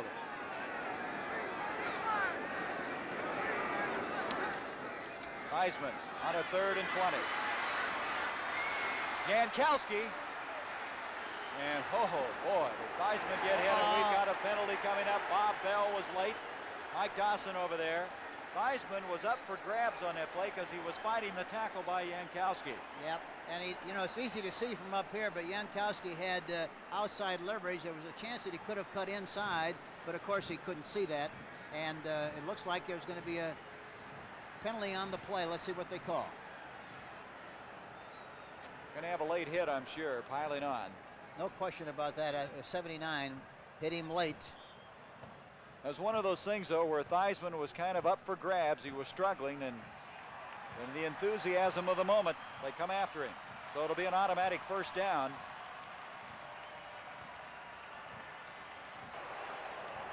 Personal foul, number 79, defense, first down. So that changes things, Hank. It was 3rd and 20 on that play. Yeah, here we take a good look at it.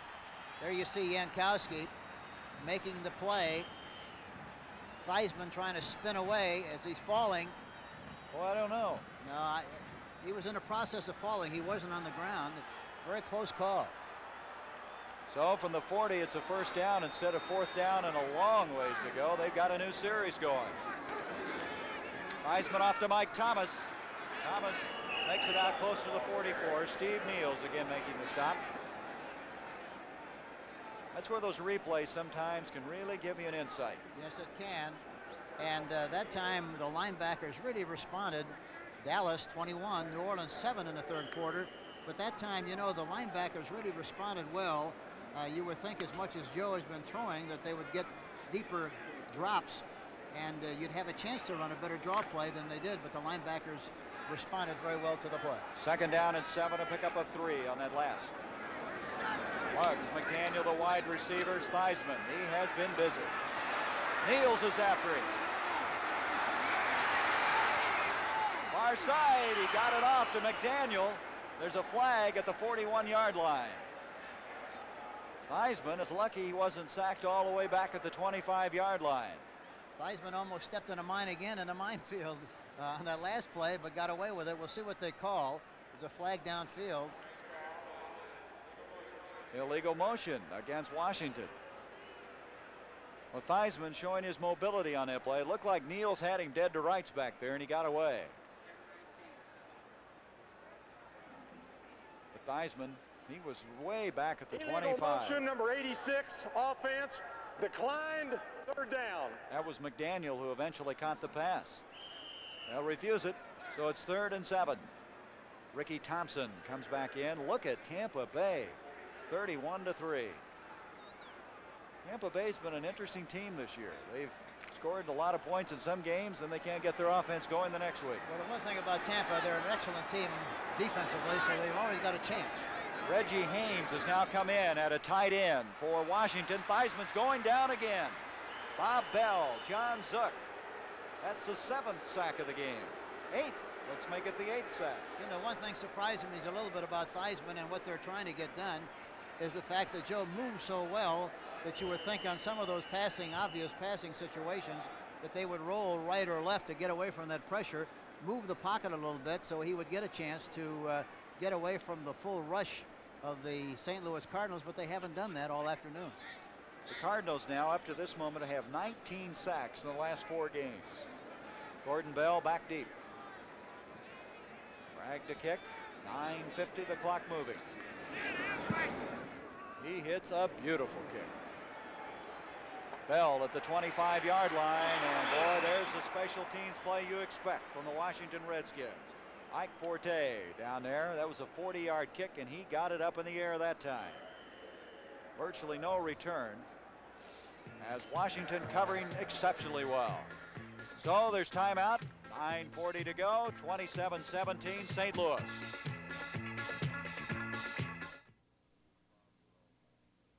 When you farm your own land, the work never ends. But you do it with pride and all the strength you can muster. But now comes Miller time. Time to head for the best tasting beer you can find. America's quality beer, Miller High Life. When it's time to relax, one beer stands clear. Beer after beer. If you've got the time. we've got the beer. Miller Beer. Our little cats from Lincoln Mercury are tough on competition. Starting with October 6th production, our Bobcat has more standard equipment than last year. And Bobcat's sticker price, as shown, is $38.40. Yet comparably equipped, it's $181 less than a $78. Great, Bobcat. Our Monarch has handsome styling, luxuriously equipped, and it's right engineered. Monarch's price, just $45.58. That's class, Monarch. You'll find big values at the sign of the little cat. With Hank Stram, I'm Gary Bender. That was a 40-yard kick by Bragg. The Cardinals have the football at the 27-yard line. They have a 10-point lead with 9:40 left. Let's see what they do on this drive now. They've been running extremely well to their left. On the last series, they started running to their right, didn't do much business. Let's see if they come back to the left side and where they made so much yardage in the early stages and the early part of this game. Jim Hart giving off to Wayne Morris. And Morris is closed on in a hurry. Short of the 30-yard line, it's again Dave Butts who's in on the stop for Washington. That time they did run left, but they were forced to run a little bit more inside than they've been running on pass situations from that particular formation and that play. They only managed to make about 3 yards on that play. So from the 29.5, second down and 8. 3-4 defense by Washington. They've been forced into that a little bit due to the injuries today. Here's a give to Steve Jones. And Jones is across the 35. Let's see where he mark his forward progress. He may have a first down. Brad Dusack made the stop for Washington. We understand, by the way, in that Dallas game, Robert Newhouse has a fractured bone in his right leg. Ooh, that's going to hurt him. Dallas leading New Orleans at our last check, 21-7. And I know they are watching the score. Look at the Giants now. Their lead has been whittled down, 17-12. What a battle that is in the NFC East. And Philadelphia has been a very strong team in the fourth quarter, and they've won quite a few games in the late stages of the game. 8:23 on a first down, as that last run was good for the first down. Morris, that's going to cost them some yards. Brad Dusack there.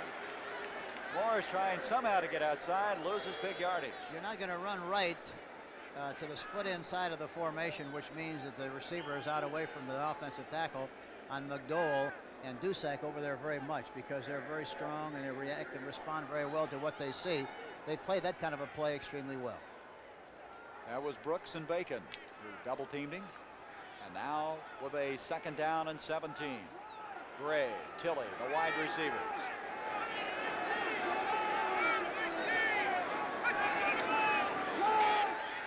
Hart with Bacon putting on pressure. Bacon batted it up in the air. Boy, that big guy is tough on the pass rush. You know, it's incredible to see how well he reacted to what he did that time. He batted the ball down and had the poise and composure and the reaction physically to try to make the interception. I don't know whether we'll see it all here. Let's take a look. There you see him knock the ball down, but watch him. He spins out of that block and makes a diving attempt to make the interception, which is a great play on the part of Coy Bacon, number 80. Well, the Cardinals are backed up now, 3rd and 17. Mark Murphy comes in. They have the nickel defense. Steve has come in as a wide receiver at the bottom of the screen. This could be a big play in this game. The draw play would be very good here because of the... And you called it. Here's Wayne Morris, but he's not going to get the needed yardage. It's going to bring up a 4th down. They didn't have a middle linebacker in there that time. It looked like the middle would be wide open if they could clean out the blocks of the 4 defensive linemen, but they didn't do a good job, and as a result, they didn't make as much yardage as you think they might have on a draw play. Morris has been busy. 30 carries for 118 yards. Tony Green goes back deep. Morris had his best day last year against Minnesota, 182 yards, and that win in Minnesota. Mike Wood to kick. The deep man is Tony Green. 6 minutes, 50 seconds left in this one.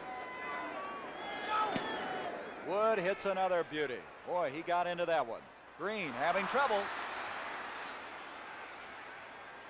And Green is going to be dropped just outside the 5-yard line. A 51-yard kick that time by Mike Wood. I'll tell you, Steve Little's going to have a tough time getting a job on this football team the way Wood has really been hunting. done a remarkable job the last few weeks that we've seen him kick. There's timeout. The Redskins with the ball.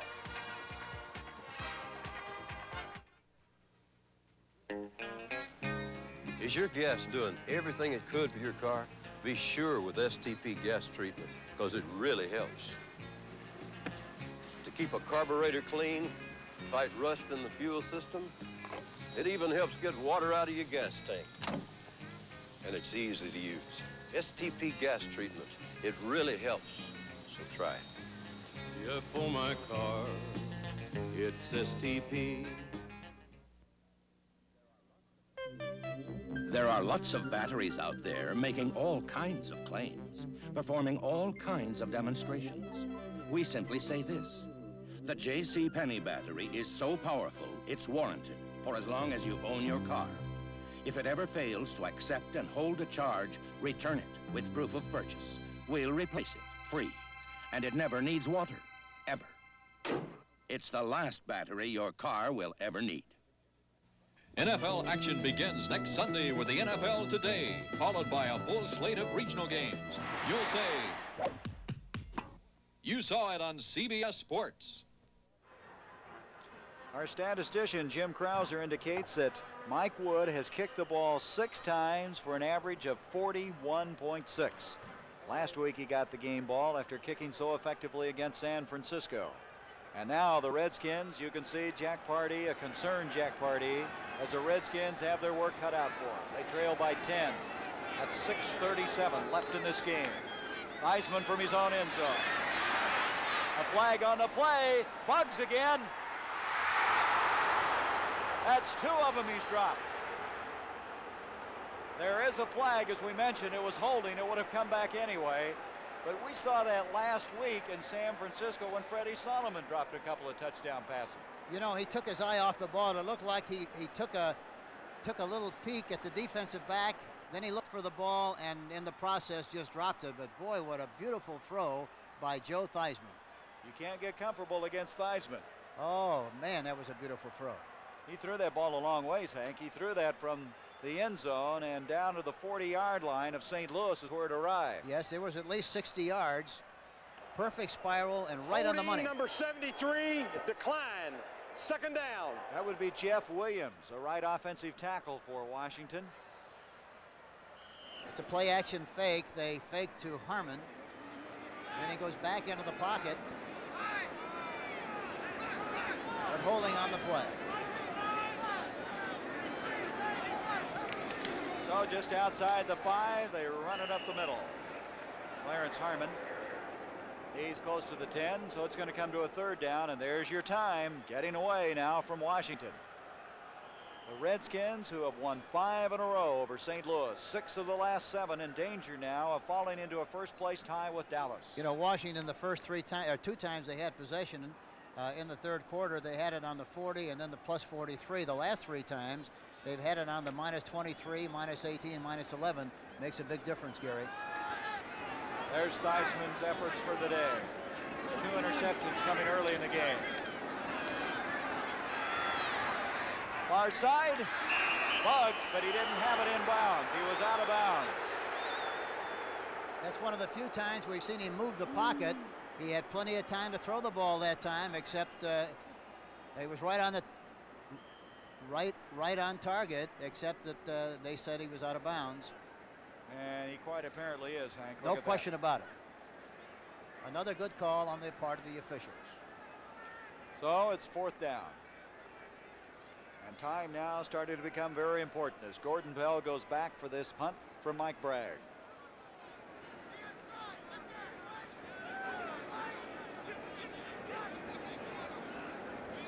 Just got a final score in. San Diego defeated Minnesota 13-7. That hurts their chances in the NFC Central. Gordon Bell on the fly.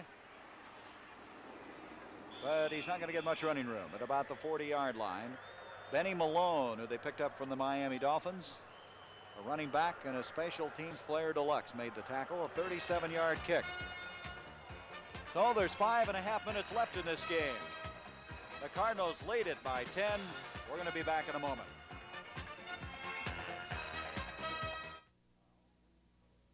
I always thought my first trip home would feel just like a dream, but I can't shake the memories inside. If you join the people who've joined the Army, you'll become part of something that becomes a big part of you. Strength and satisfaction and the help of friends who care. Their memories, they're yours to keep. They're mine to keep and share. When I press this button, a new era in photography begins. Polaroid introduces Sonar Automatic Focusing. This camera sends out inaudible sound waves that bounce off the subject and return in a split second. The lens automatically rotates to perfect focus. You can get a precisely focused picture every time in minutes at the touch of one button. The new Sonar One Steps from Polaroid, the world's simplest cameras. I'm Gary Bender along with the coach Hank Stram. And Hank, the Redskins are running out of time. Yes, they really are, and St. Louis has great field position, so it's going to be a tough burden on that defense right now. All right, the Redskins, who can ill afford to lose this one. The Cardinals, who are trying to end a long series, a long time of frustration. Against Washington, have it first down. Jim Hart, far side, Mel Gray. Gray coming up with his first catch, and by catching that pass, he now has extended his consecutive game streak to 71. It's remarkable he's been shut out this far in the game. Yes, that makes 41 catches for him so far this season. But boy, he really puts a lot of pressure on you as far as the defensive backs are concerned. And as you mentioned, I'm surprised that this is the first time he's had an opportunity to catch the ball in this game. From the 32-yard line, second down, 3, a pickup of 7 on that last one. Boy, Gray and Tilley have become a real 1-2 punch as far as the receiving department is concerned. Tilley, 4 catches in this game. Here's Steve Jones. Jones is going to lose some yardage. Brad Dusek made sure of that. Ron McDowell also in on the tackle as Coy Bacon and Perry Brooks will now check in defensively for Washington. There's a final. New England over the Jets, 19-17. New England last week after that big lead against Houston eventually lost the game, but they came roaring back today. And Cleveland leading Baltimore 24-10. Cleveland losing a tough one last week to Denver. From the 31-yard line, a third down, still 2 yards to go.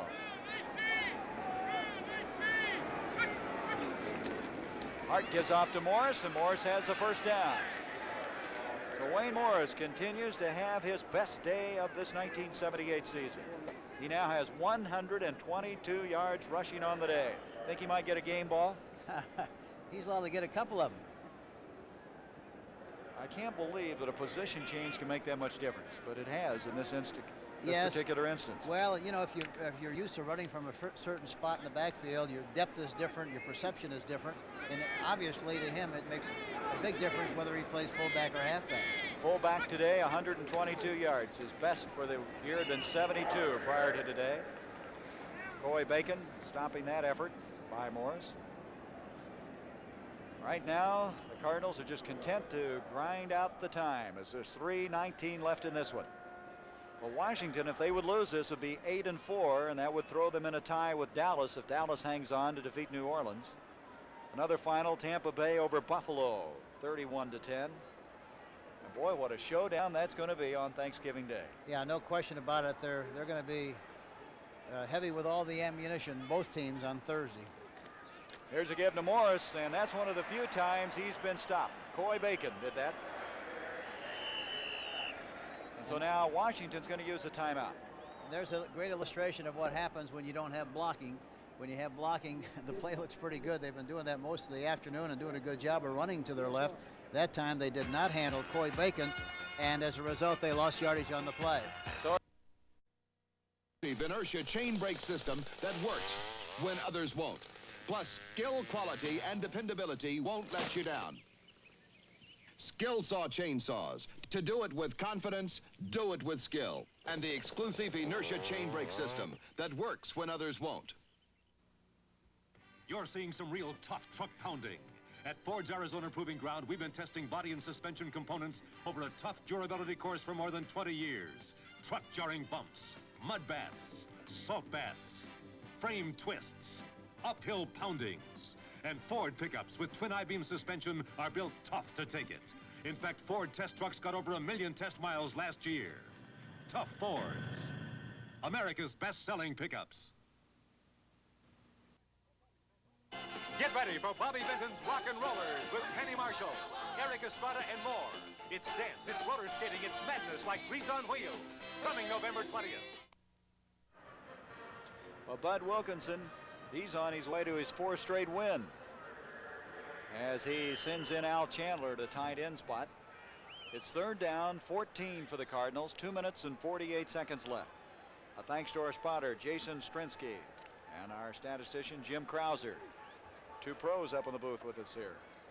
Chandler, who has a touchdown catch today, comes in at the tight end spot and from the 32-yard line.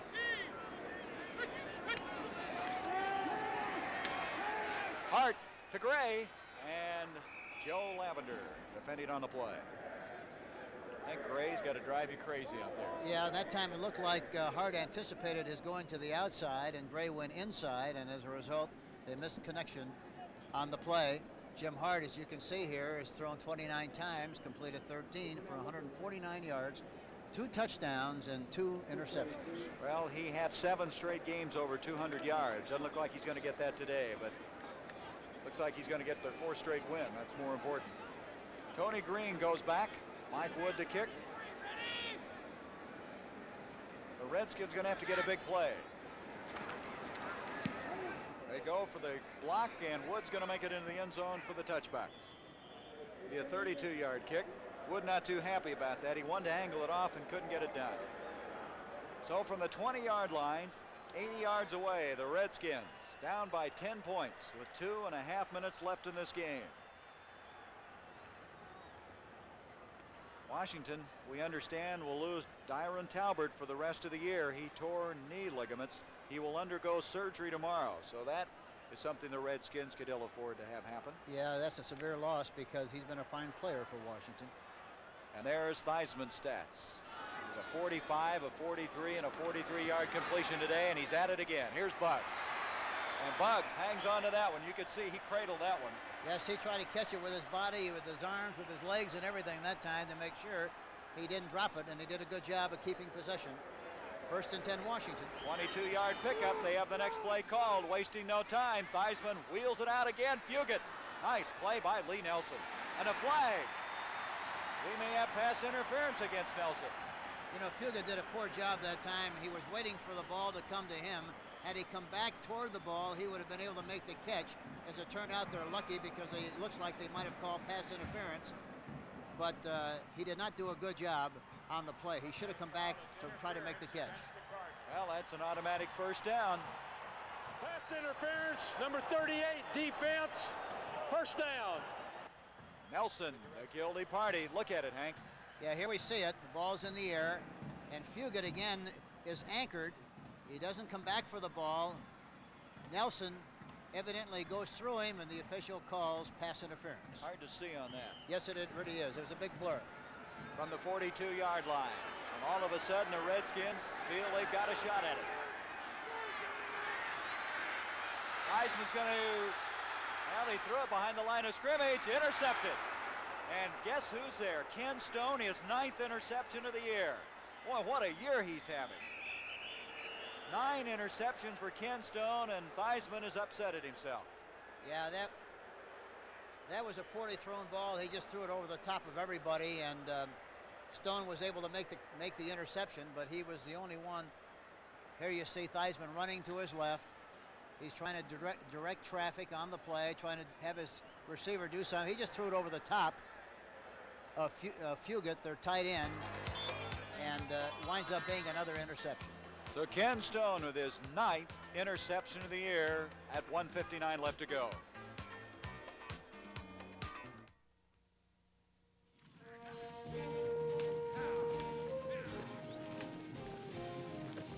When you break horses for a living, the worst part is knowing they might break you first.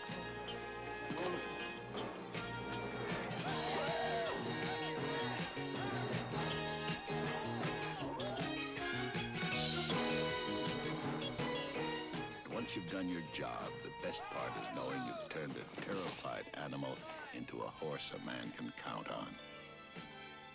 And now comes Miller time. Time to ease off and head for the best tasting beer you can find. Miller High Life, America's quality beer since 1855.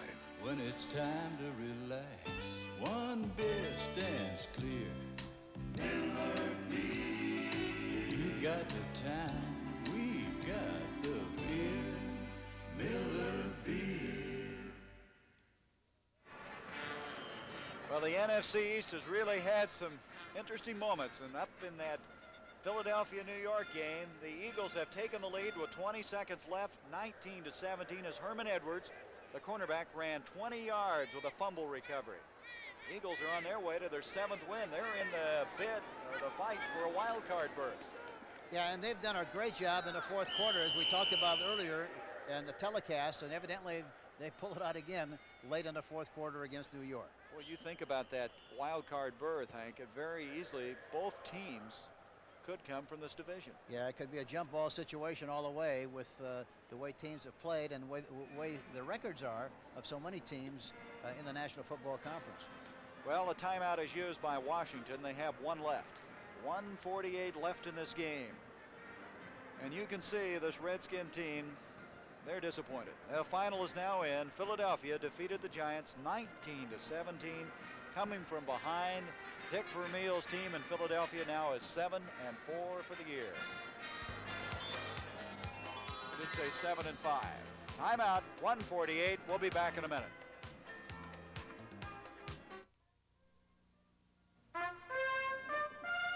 Kennedy Center, showplace for classic productions. An appropriate setting for the 1979 Lincoln Continental and Mark V. Perhaps the last on this grand scale. This year, there's the Collector Series, the most luxurious Lincoln.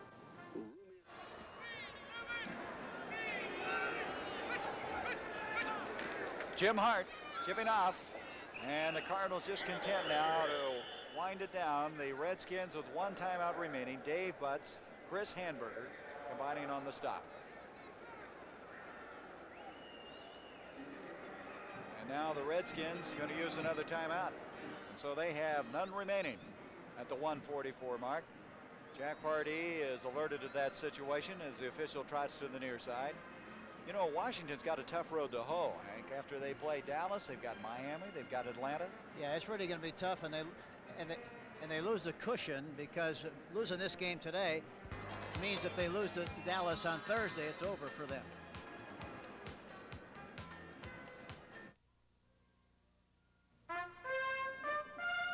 Kennedy Center, showplace for classic productions.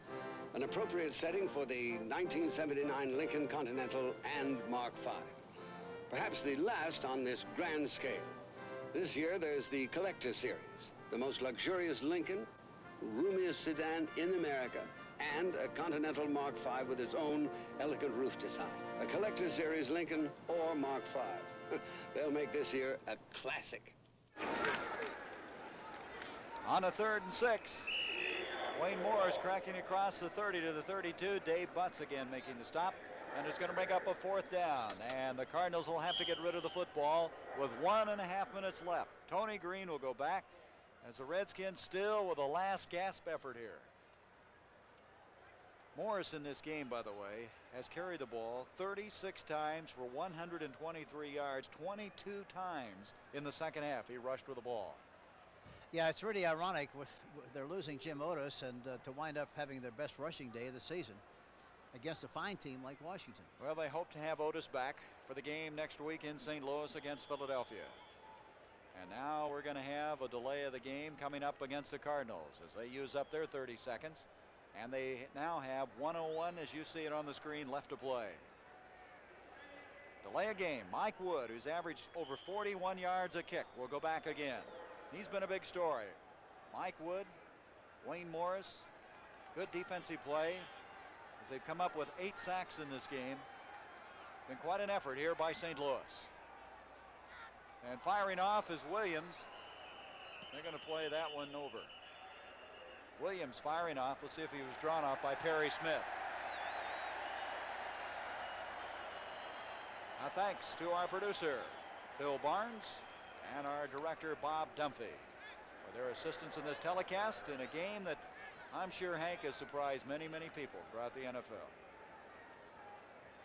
You think about the fact that the Cardinals the last 2 years so desperately wanted to get on into the playoffs, and both times were knocked out of the playoffs. Defense, 4th down. By Washington. And then this year, when they really don't have the playoffs at stake, they come in here loose and just play an outstanding football game. Well, you know, throughout the season, the upset has been the rule rather than the exception of the rule, and this is a great illustration of it here this afternoon. That last penalty going against Williams, a big rush put on, and Wood hit that one a mile high. Tony Green from the 28-yard line. Wood had some good hang time on that one. 52 seconds left.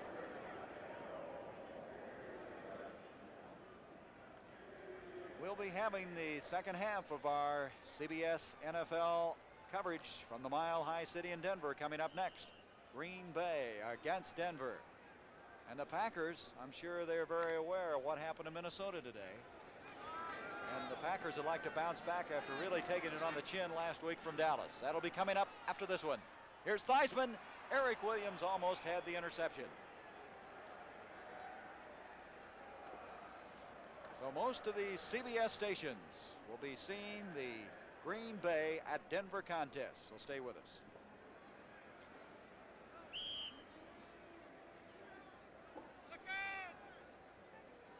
And others will be seeing that San Francisco and Oakland game from way out west. There is Cleveland leading Baltimore 31-17. A lot of scores coming her way. 47 seconds left. Here's Theismann to Thomas. Was he out of bounds? He was out of bounds. That's twice he's been called on that play on the near side. Well, it's interesting how this division has really tightened up. You have Dallas and Washington now apparently going to be tied for first. Philadelphia is right behind them now. They're in a position that they could challenge as it gets down to the stretch. The Giants, really that game today took them out of any playoff consideration. As Philadelphia is now 7-5, the Giants are now 5-7. And Theismann's going to go down for the 9th sack of the afternoon. That's Keith Simons who was in there, a former Kansas City Chief out of the University of Minnesota. Redskins will try to hurry it up with 37 seconds left. 4th down, 17, Theismann. Fugate, the intended receiver, but he had fallen down at the 45-yard line. And so the Cardinals are going to win this one. Fugate's seen a lot of action today. They didn't expect him maybe to play all that much because of the knee problem. But he's been in there on most of the plays.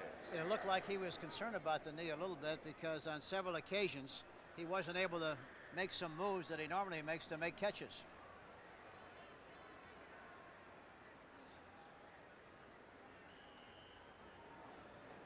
Bud Wilkinson, he's happy, and he well should be. I got to hand it to this guy. As Jack Pardee, he's not happy. I got to hand it to Bud Wilkinson. He stuck it in there. The players, he supported them all the way.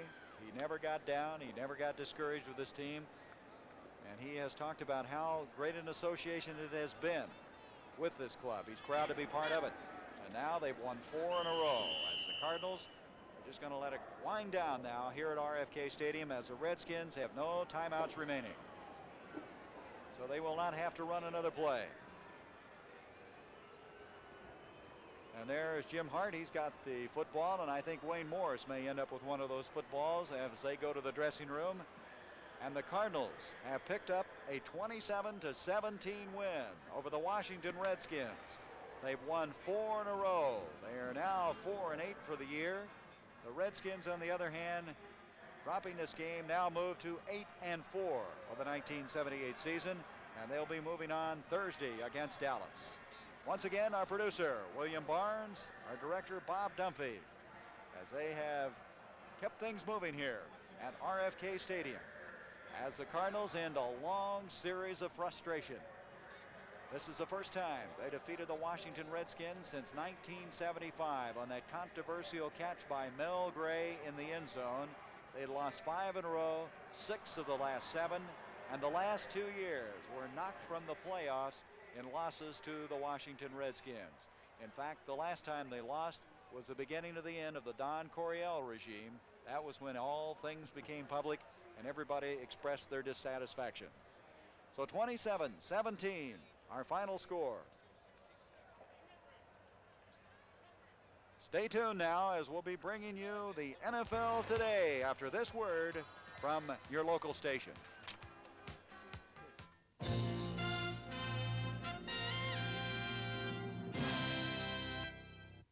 This is CBS.